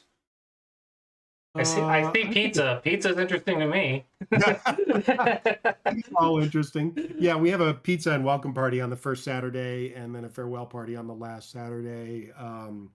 So yeah, and then just different events. Lightning Go on Sunday. Monday is 9x9 and 13x13. Tuesday is Youth Adult Pair Go. So it's good to meet some adults, or maybe you're coming with a parent who plays Go and you want to play with them. But you should plan on who you want to have be your partner in that event. Wednesday is the day off. Thursday we do like a 13x13 team thing that's kind of fun, and then Friday is the main team tournament. So, and then there's pros every day, or Sunday, Monday, Thursday at least, and Cool. Saturday too. So it looks like there's two schedules. The top one is the event, and the bottom one is the pros. Correct. Yeah. Gotcha. Okay, I was just trying to sort what that there was two schedules here that I'm looking at. Yeah. Yeah. And at Congress, usually if we have it by the time, it will certainly be in the YAP. You can see which pro is going to be in the youth room. And if we have it in time to get it in the guidebook, we'll do that in advance. And if not, it'll be posted on the the bulletin board and in the app that you can see who's teaching when. Cool. Okay, and then you shared a couple pictures that I'm showing off. Yeah, just fun stuff. Kids having fun at Go Congress. Yeah, I love analyzing some of the board positions. Some of them look quite interesting. Some of them look really strong, and then you'll see some weird shapes in some of them. But yeah, we have some, like one of these, like I think those are like 6 and 7 Dons that are playing. Yeah, it's amazing the drastic difference that you can have in youth, from exactly. complete beginner random stones to stronger than most of the adults. Yeah, and even like like the 9x9 event, you might think like that's not a big deal, and it's not. It's fun, right? But I've had 9x9 tables that are entirely 6 and 7 Don kids, just fighting like hell for that, for whatever the prize is. It's pretty great. Would you say that small boards are more interesting to some kids than the bigger boards? No, I don't think so. I mean, I mean, small board is kind of fun. It's just so compressed on 9x9. 13x13, you can kind of get the mechanics of Go, but I feel like Go doesn't really come into its own until you're on the full board, and I think most kids feel that way. Are there kids that have trouble with patience trying to complete the whole 1919 game? Not at Go Congress, no. I mean, like I said, if you're going to come to Congress, you need to be pretty into it. So, the ones who come are into it. Occasionally, we get younger kids who are like a sibling, and they may not have as much patience. But we don't have any pressure, and we try to make things as fun as possible for kids. And we'll often do friendly or fun events. And I've had like 5 or 6 year olds that their older sibling is there and playing seriously, and they're feeling left out, and we'll get them a game with another young kid, or myself or the other youth room coordinator will play a fun game with them, or we'll do something fun like put Go problems on a board, and then they have to solve it, and if they solve it they get a prize, kind of thing. So there can be little mini things like that, and obviously we do pretty easy problems for young kids. One of my rules is nobody should go home crying. So Yeah. A couple more questions from chat. Do you think there are specific challenges associated with ensuring girls feel comfortable at youth Go events? because in the chess world there have been reports of harassment and such in some events. I have not seen a lot of that in the youth room. The girls are, first off, there's a fair amount of them, and they seem pretty well supported. And I think, particularly among kids, the girls often tend to mature faster. So they're, Hmm. they're sort of emotionally like a little ahead of the boys sometimes. And so I think they sort of hold the upper hand in some of those terms, and like I said, because we've got a fair amount of them, it's usually not an issue. I certainly have not noticed any overt harassment, in terms of that. And we certainly have, we're looking out for the kids. And if there's ever an issue that comes up or somebody does say something or do something, we certainly, get right on it. Are there any additional efforts to improve access to game records? Because even the Chinese game records are hard to find nowadays. I'm not aware of any. There probably are, some resources like that. That might be a good AGA question. Or, it's certainly a question that if you come to Congress, you could ask a strong Chinese kid, hey, where can I get some? And they can help you find them. What about the game records to the kids' game specifically, or like the Redmond Cups or the Girls Cup? Are those Um, recorded? so the Redmond Cup games we usually broadcast, not all of them. So those ones I don't know that there's access to those after the fact, other than, looking at the stream. And then for a while, Congress was uploading game records for games. I'm not sure if they're still doing that. The games in the youth room tend to be more informal. Hmm. And, obviously the Redmen and the Girls Cup are not, like I said, those are recorded. But we don't have anywhere where they're just like available. Gotcha. That might be something for the future, so that way people can see like or do like overviews of here's this person and that person. What about like player bios? Is that a thing? We usually will do a little bit of a bio for the kids in the e-journal before the event, Hmm. so that people know who the finalists are, and tell something about them and their go career. Gotcha. Maybe that's something we should do is on the website or something. But like, here's the Redmond Cup. Here's previous events. Here's the game records. Some Uh-huh. player bios. That might be fun to do. I haven't Yeah. thought about that in the past. Yeah, that's not a bad idea. Yeah, and we could probably coordinate and get some game records from some of the kids and do some bios or something once we know who the finalists are. That might be a fun event to put together later. Nice. That'd be cool if a chat question ends up affecting the website in the future. Absolutely. All right, so we'll go ahead and wrap it up with some final thoughts. Do you have any final thoughts or final comments that you would like to get out Just there? that I want to encourage everybody to come. It's great fun. If you haven't been before, you might be like, "Oh, it's expensive. I don't want to come." If you're under 18, it's free. The AGF is paying the youth fees. So there's no registration fee for under 18, and then you still have to pay for, housing and food and stuff. But again, if you play in one of these events, we'll give you $200 to use towards that. So that definitely helps. Also, if you're a college student, we can give you a $300 scholarship also to make your registration free. And you can apply for that through the Congress website. So, we've got a lot of resources to try to get as many people to come as possible. And it's an amazing experience. I think anybody who comes really enjoys it and wants to do it again. So it's a great way to spread go because, you're surrounded by, people who are share the same passion. And that's a really powerful thing for a kid to see that. I want to touch on something you mentioned. You mentioned that you work with college students, which are not necessarily youth. Can you elaborate on that?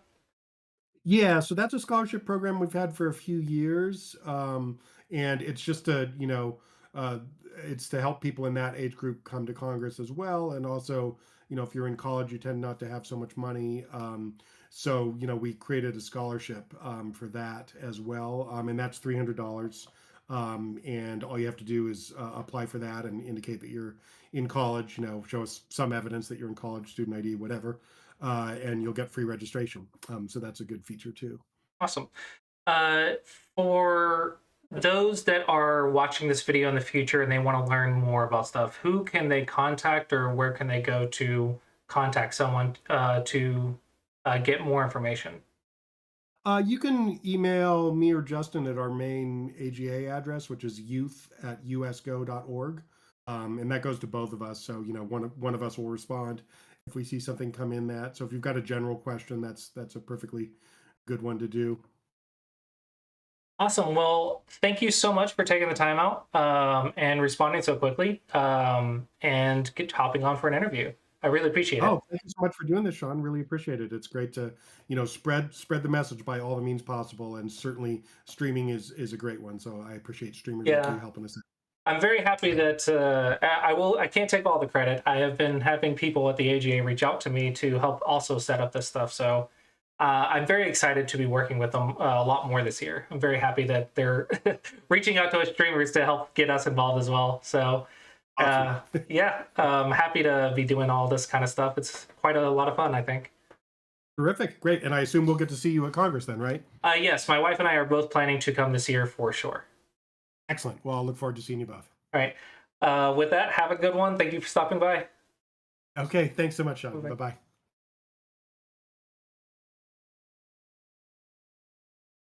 All right. I hope you guys enjoyed that interview. I think it went really well. I will have to cut out that portion of the stream and put it on YouTube. Yeah, I think that went very well. Hope you guys enjoyed. Do you guys have any final comments or questions that you wanted to ask? I tried to get everyone's questions asked that were posted in chat.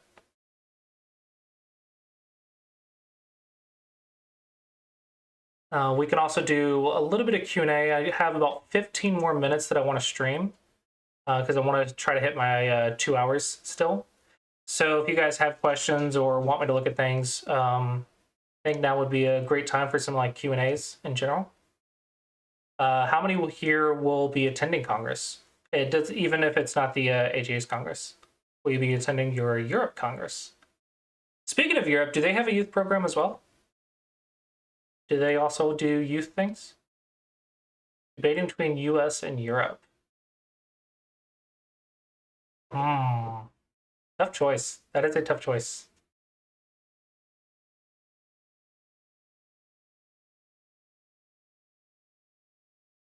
Neighboring universities Go Club.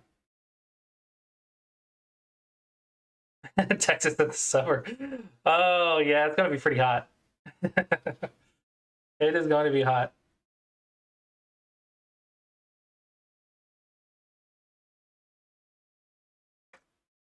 If you get to come, you get to see Mr. and Mrs. Clausius.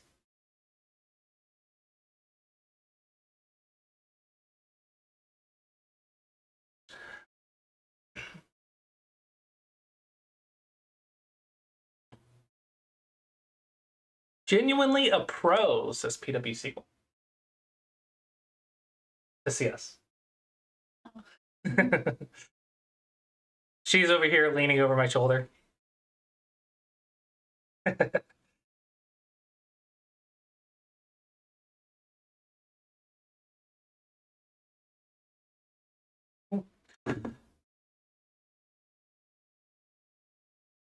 Any other comments or questions about Congress?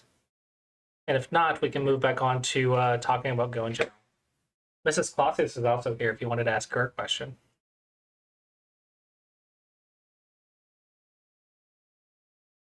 You were admiring me while I was doing an interview. Very cute. I'm very cute. I'm very cute doing my interviewing. Mm-hmm. I don't think I was going for cute, but sure. Well, it's cute to me. Cute to you. You're very professional. Yeah, professional. That's what I'm going for. Professional sounding. You being professional to me is cute. When's your next stream? Probably after we move. Probably after we move. I'm hoping to get to stream a lot more.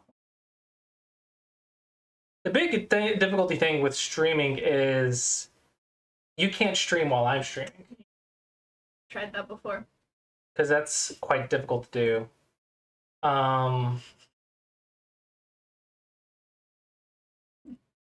Sorry. Finding bad at basic to center.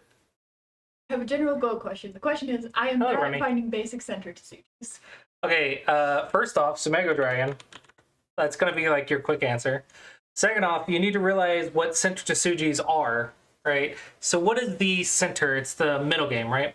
A lot of it is going to be cutting points. What comes from cutting points? Well, you have the ability to capture cutting stones, nets and ladders. We talked about this early on stream, how many nets and ladders get missed just as general tactics. A lot of times they don't get checked or they don't get double checked and they get misread or just missed in general.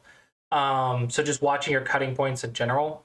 Another is you want to bully the cutting stone, right? Because maybe you can't capture it in net and ladder. Well, maybe you could squeeze it, or maybe you can turn it into a weak group that you can attack for profit. So that's how you get squeeze Tesujis. You get throw in Tesujis, which you can link squeeze Tesujis. So you have nets, ladders, squeeze, throw in. I don't have a lot of nose Tesujis, but that's basically another squeeze tactic. And the middle game, when you have a cutting stone versus a cutting stone, that can lead to a capturing race, right? So I think it's just understanding all the ins and outs of cutting stones, and understanding what shapes come out from it, and then practicing those shapes. Hopefully that answers your question.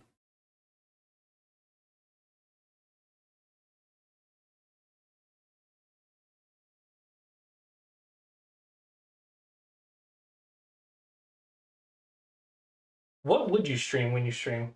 Are you wanting to stream more D&D or Go D&D Baldur's Gate, I think. go D&D Baldur's Gate? It'd be nice to stream.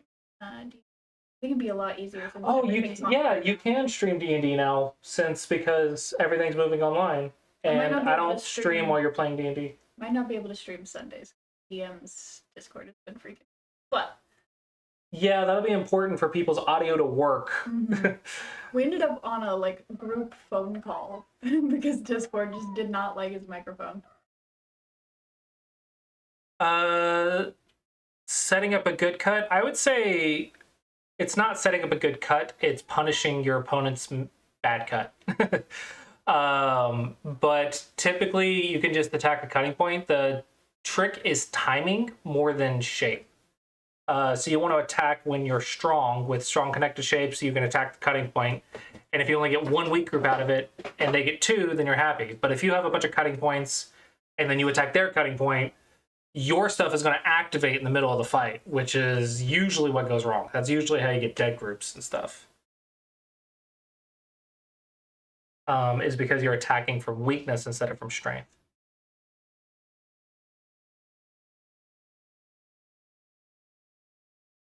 Unless you're a cat playing with a hair tie, then my cat is playing with a hair tie. What's really funny is we pick up the hair ties, but the cat has gone into the bathroom and found out where they're stored and will get one out of the drawer to play with.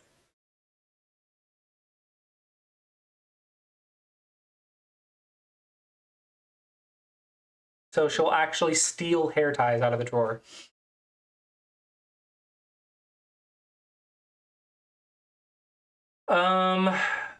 So the first thing I'm seeing is you're trying to defend Moyos. You don't defend Moyos, you attack with Moyos.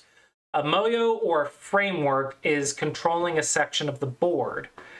If you control it, your job is to profit. Profit is not getting cash. Profit is getting cash in Sente. So it's not about blocking it. It's about surrounding something in it as best as possible. Or threatening to surround and making 5 points while you're threatening it. That's going to be the big thing. I see many, many times where students will defend their Moyo or try to make points in Gote with their Moyo instead of attacking with their Moyo. Secondly, for invading or reducing them, typically it's going to depend on the board. It's typically going to be reduction if it's an open center, because you're going to build something while they're getting points, and that something is going to cancel out what they get on the inside. A lot of the times, reduction and getting thickness for points is going to be the answer. For invasions, you just got to go in and invade. That's going to be a life and death problem, so you need to be good at your life and death problems. And then what you're doing is you're just destroying a section of it. A lot of the times when the center is not the greatest thing in the world, then invasion's going to be your best friend, because you don't care about giving them thickness, because the thickness is not really going anywhere. It doesn't have any future. So a lot of it's timing and then understanding how to follow up both invasions and reductions, and understanding what fundamentally you want.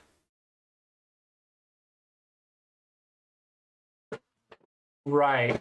That was not something I said, but I have said something else, which is don't try to block your Moyo. Instead, try to attack with it and gain 5 points. Try to gain 5 points in Sente, and you're doing better than if you had blocked 15 points.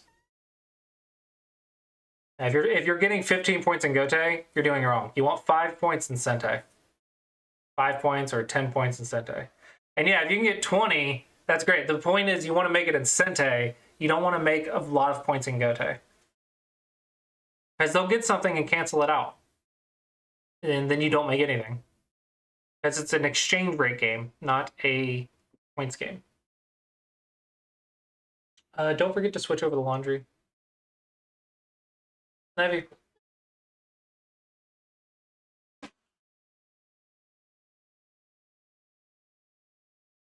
Hair ties and cardboard boxes. We did buy an expensive cat toy. We have a cat tower, which they love and playing on, and it also has scratch post, which is saving our bed.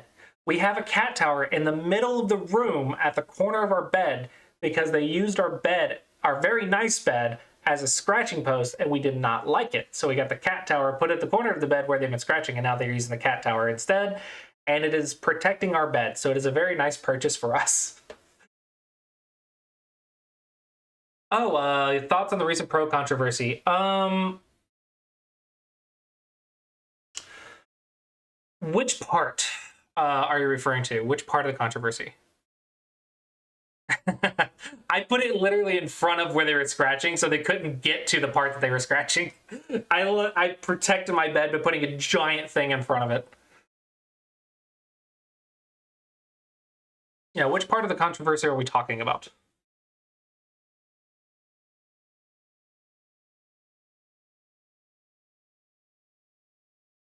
I haven't heard about Game 3. I only heard about the first two. I don't know the third one. Let's say for the rule, I understand the rule. It's there to make it more professional for, you know, the company that's paying lots and lots of money. They want to see a very nice, clean Go board setup. Like, I believe someone got sent home because they didn't have a suit that fit the commentator. So it's like some staff member or something. And they were wearing a button-down shirt. And the company called and said, hey, we want all of our people in suits because it looks more professional. And that person got sent home because they didn't have a suit in their size, and so they couldn't pay them to do nothing. Because they couldn't be on camera if they didn't have a suit in their size, so they couldn't work them, so they had to send them home. So on the one hand, they want it to look very, very professional. That's how the tournament's getting sponsored. It's how they're even able to have money in the first place, is by making these companies happy. Keeping it in the lid of the bowl is a lot cleaner. It's a lot nicer. It's a lot less likely that you're going to lose a stone somewhere else on the board and it's not going to get counted, which would affect the game record and the game result. The downside, probably the only downside, is that if you get a lot of captures, like say a Ko or something, you aren't going to be able to count how many stones it is if it's in the lid. There's not really a good solution for that. So I think there might be a future where you put it in the lid, but if you have to start stacking it, then you can set it to the side of the lid and make them in chains of 5 or something. In my opinion, that would be nice, but that is not a rule currently. Everything has to go in the lid. So I understand the rule. I also understand Kuj getting frustrated because it is a new rule, and already they have to use captures, which they're not used to, because In China, the captures go back to the opponent's bowl. They don't actually keep them in the lid at all, because they don't really need to worry about that. And so they have to remember the captures in their head anyway. So they're not usually worried about it. But so he's at a little bit of a disadvantage because it's different than what he is used to. So putting the stone on the side of the board, I mean, at the end of the day, you're at the top of the world. You've got to follow the rules of the tournament. So that really sucks. And it sucks for him. But I don't think there's any real controversy in that sense. Because if he broke a rule, then you got a penalty. For the second game controversy, the timing of the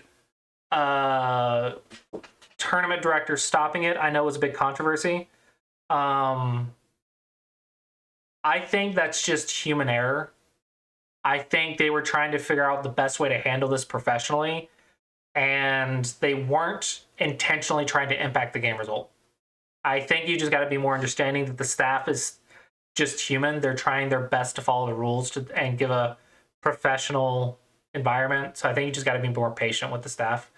It really sucks for the ones getting punished, and they were very upset about it and left. But I don't know. I don't really think anyone's to blame. I don't think anyone's really in the wrong. It sucks that a new rule is causing you so much trouble. It's costing you a lot of money. But it also is not fair to blame the staff who are just trying their best to do their job in as professional ways they can. They're having meetings about it. And I think that's the best thing to do is, hey, they were the top players in the world are dissatisfied. Let's have a meeting and figure out a way to make this even better, which they did. So I don't know what more can be said beyond that. I don't think there's anything else that can be done. They're having meetings. They're doing their best to be professional. They're trying to follow the rules of the tournament. The rules given to them. Yeah.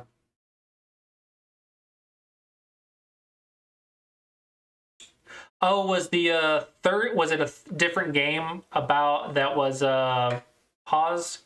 Let's see. China claims that Beyond lacked sportsmanship at the second game.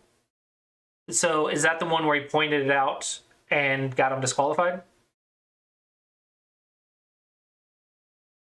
Sorry, I thought there was only 2 games. I didn't realize there was 3 games involved. So, I think they're upset about it, but there's no reason that a player should be faulted for pointing out that the opponent broke a rule.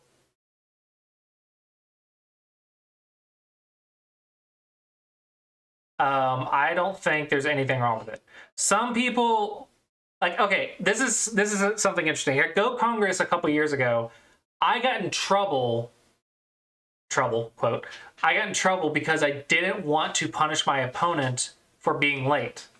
And they said, we're happy that you want to be very sportsmanlike, but the rules exist to keep everything on a certain time limit or whatever, and we just have to do these things this way to make sure the competition runs in a smooth, fair manner.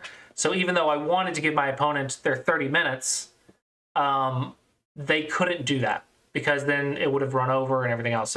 So they actually told me that they appreciated I was trying to be a good sport, but like that's not how these things work. And so what I ended up doing is letting my time run down as well to match the opponents because I just didn't want the advantage. I don't think it's bad sportsmanship to follow the rules. You can be a good sport and do things in a way that I don't want to win that way. But if you don't, that doesn't make you a bad person. Like, lack of goodness does not equal badness. If that makes sense.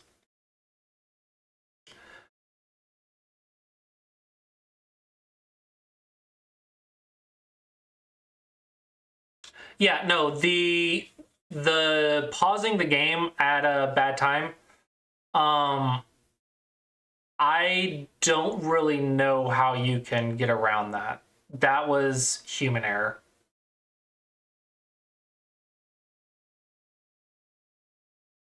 I mean, they're trying their best to stop the game. I don't know. I really don't want to say that they intentionally stopped it to give their player more time. I don't think that's the proper way is to tell Beyond to seal his move. But did the tournament director know that? If he knew that, then that's his fault. He did it bad. But if you didn't know that, then that's probably something they will learn in the future. That they will do in the future. So yeah, it's probably a new rule that this is how rules are made, is from hindsight. Rules are made with like hindsight. So I don't think anyone necessarily did anything wrong as long as they learn from the mistakes. If they learn from the mistakes, I don't think anything's wrong.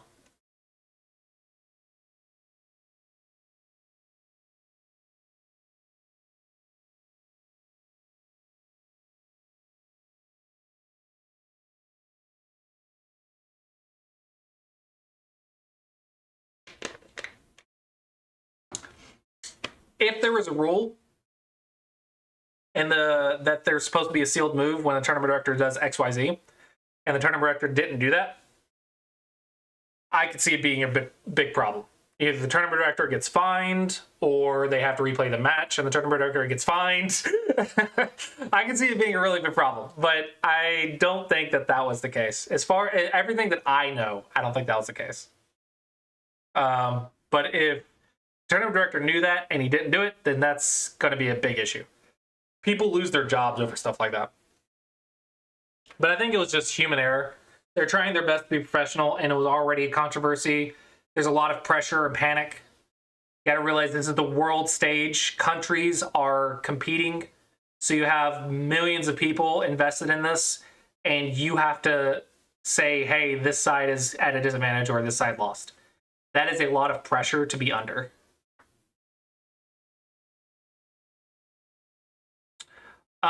That is going to be a diplomatic issue. What do you call a foreign affairs people? What do you call foreign affairs people that try to resolve diplomatic issues? Diplomats? Diplomats? Whatever. Anyway, that's going to be up to those people to figure out. People with a lot smarter and better words than me. I think that's probably not the best answer. I would say they should say, hey, this is what we think the solution should be. Please have a solution. Please make sure something's being done about it for future matches. But if nothing is being done about it, and they... Hello, Pseudo. If nothing is being done about it, then I guess they're within the right to say, hey, we're not going to send anyone unless you make a rule about this. Ambassadors? Yeah. Ambassadors? Diplomats? I think that's going to be a big... I don't know if that would be a controversy as much as a negotiation. Pasteketa Vokar just followed.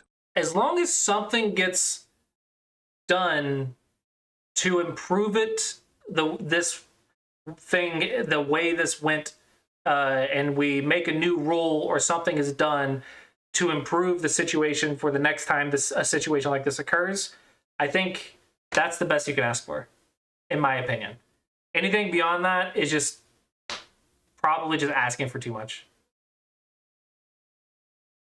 But if no one's making a rule change, no one's saying, hey, the TD's got to seal the move next time, make sure the move is sealed, you got to pause the game on someone's turn, so it's going to suck either way. And I don't know. I don't know whose turn should be paused. Someone broke the rule, so the game has to be paused. We're talking about the controversy of the new rule in a recent match where placing stone outside of the lid, a captured piece outside of the lid, cost a point, 2 points, and then cost the match. And then the tournament director paused the game at a bad timing of the match to point out the ruling, which caused a big controversy, blah, blah, blah. Yeah. I think humans are humans. That's what I think is it. I think humans are humans, and We just need to learn from our mistakes.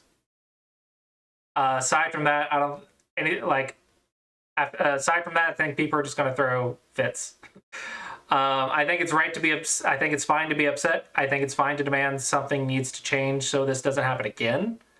But hindsight is much clearer. So I think the TD is human. So can't really fault them for that. As long as they improve it for the next time it happens. But if they don't improve it, then people have a right to throw it. But if they do improve it, then people are going to have to accept people are human. Yeah, no, that I think is not fair. Pointing out that someone broke a rule that everyone agreed to does not make you a bad guy. They're just trying to find a scapegoat. They're mad and he became a scapegoat. That sucks.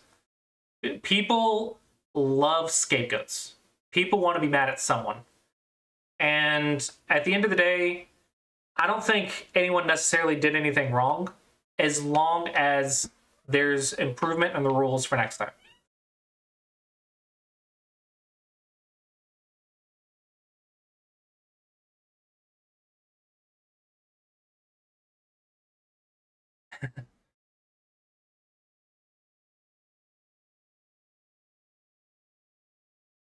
Yeah.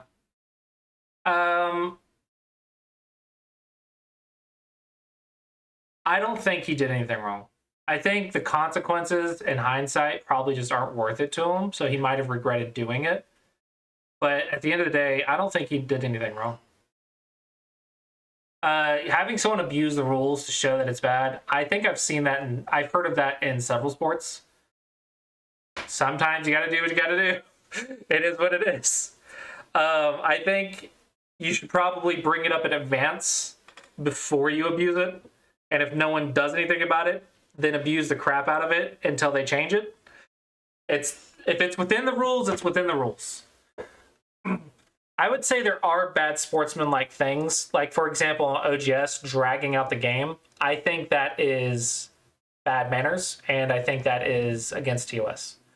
So that is breaking the rules.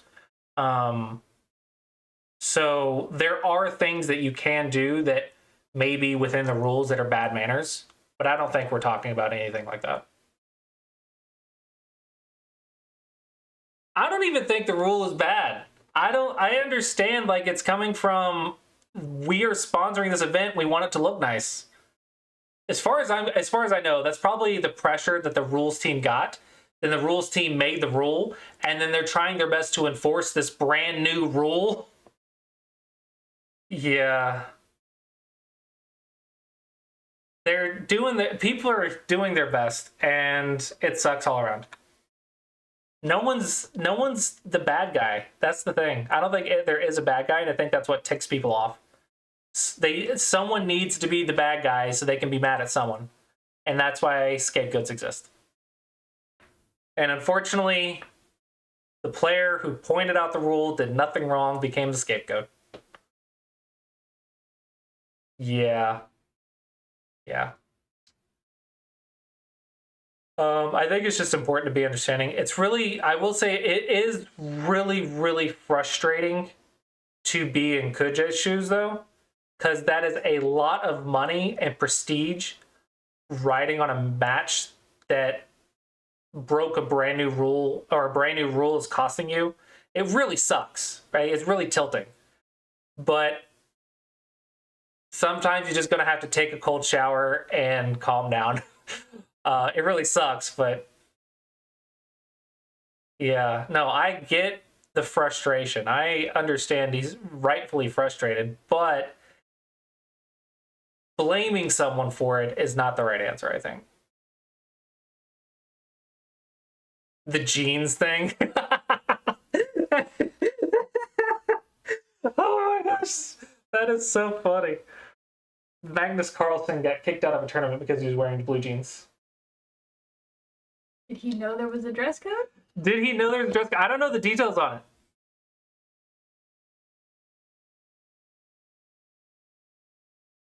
it. No, I think I think that I don't know. I don't know the details on it.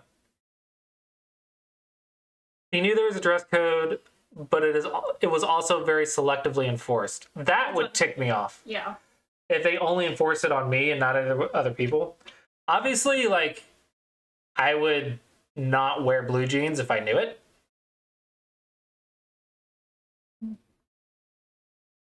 Yeah, if you're doing it out of spite. Sometimes you need to prove a point. Oh, that meme is funny. I think cheating controversy was a real big controversy. The vibrations and stuff is just funny. There's a lot of fault to be had in several things, I think. Don't break the rules if you don't want to get in trouble for breaking the rules. If you're wanting to prove a point by breaking the rule and say, see, you're getting on to me but not them, I mean, someone has to be the sacrifice, I guess.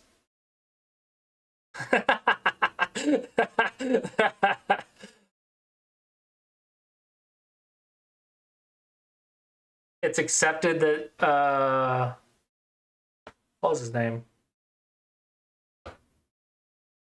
The accused cheater. I don't remember. For Magnus Carlsen versus Hans Niemann. Hans Niemann, that's what it was. Yeah. Unfortunately, there's no way to prove or disprove, which really sucks. That's one awful thing with AI is we have no way of proving someone cheated.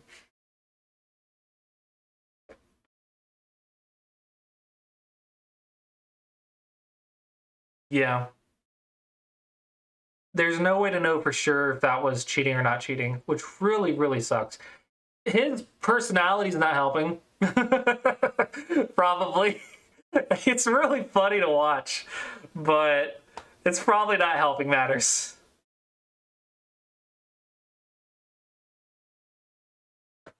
Yeah. Yeah. Honestly, I don't know. I would be I don't know how I would feel. Let's say I got accused of cheating, and then it became a big scandal, and then I got accused of having a vibrator. I think I would find it hilarious. I think I would just find it really funny. Like, I might be upset if I lost the match or something because of it, but like, I think I would find the whole thing really funny. Oh my gosh. I would get like t-shirts made like the vibrations are with me or something with Luke Skywalker. I would do something stupid. I would totally play it up. I would have so much fun with it. I got the vibes. I would totally look. The Social Security office had me marked as a female for 20-something years of my life. I play that up all the time. I love stupid crap like that. It's so funny. I was a woman longer than my wife was until a couple years ago. According to my Social Security office, I was a female for 20-something years, and it never came up. No one ever questioned it.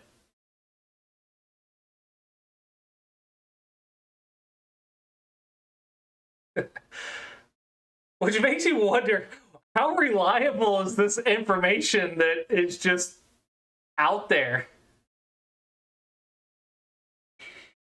Dude, that was the cheapest and easiest and accidental sex change that I think's ever happened.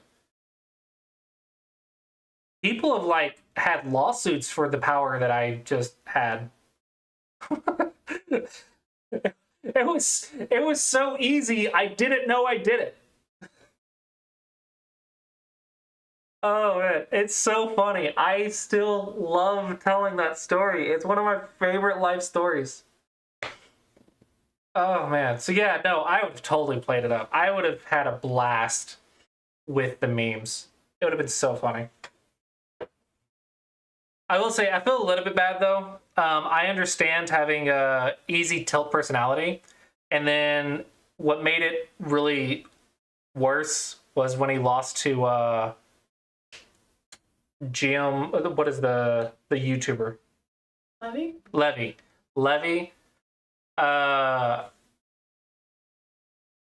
So he lost to Levy because Levy wasn't seeing his opponents, so he's playing really good. I was like, that has to suck. Because you know the amount of pressure, the amount of people that are watching, you know that your match is going to get turned into a YouTube video if you lose. That sucks to play against. If you can have a sense of humor about it, it's great. But it's also really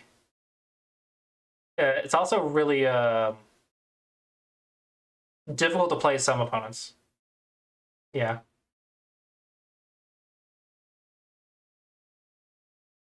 So I can have a little bit of sympathy that your loss is being made into a YouTube video if you lose. So it's a lot of pressure. I definitely get a little sympathy of that. But hopefully the humor of it outweighs the which I don't think it did. I don't think it did. But hopefully you can laugh it away. That's the best thing to do, is just laugh it off. No, legit, I actually was concerned my marriage might not have been legal for like a good 5 minutes. I was like, hey, are we going to have any issues with this? This is Tennessee. I don't think we have same-sex marriage. But they were actively in the middle of trying to reverse it. And that's why it was scary. Yeah, we weren't sure if our marriage was going to be annulled, which would have really sucked for paperwork. It was like genuine concern for a few minutes there.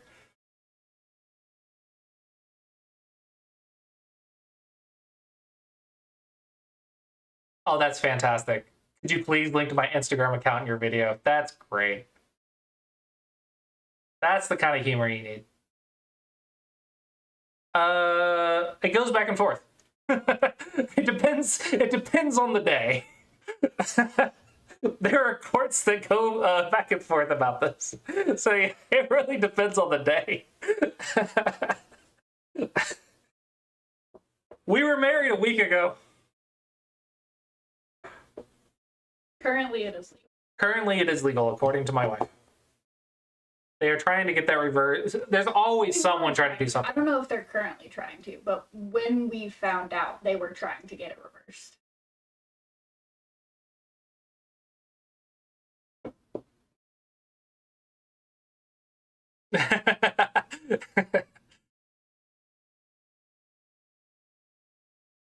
More than 5 minutes. Did you say we only got married a week? I meant it as an expression, and I'm assuming they're being sarcastic. Okay. I don't think they are literally meaning that we got married last week. Okay.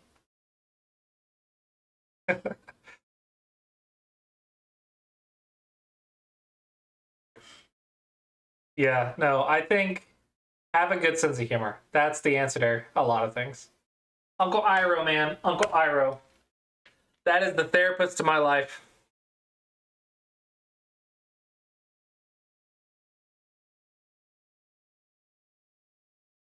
Okay, I am keeping you from work. I am sorry. We've been talking and I've been keeping my wife from going to work. Hopefully you guys enjoyed the stream today. It was nice hanging out and talking. Hopefully you guys did enjoy the interview. Who's my favorite Go player? Shuzaku for the Hikaru no Go. But otherwise, I don't know. Not me. It's not my wife. I'm sorry, it's my wife, guys. My wife is my favorite Go player. I love you. Yay. It was a good joke. It was a good joke. I'll give you that one. It was a good joke. All right, I'll see you guys next time. Adios.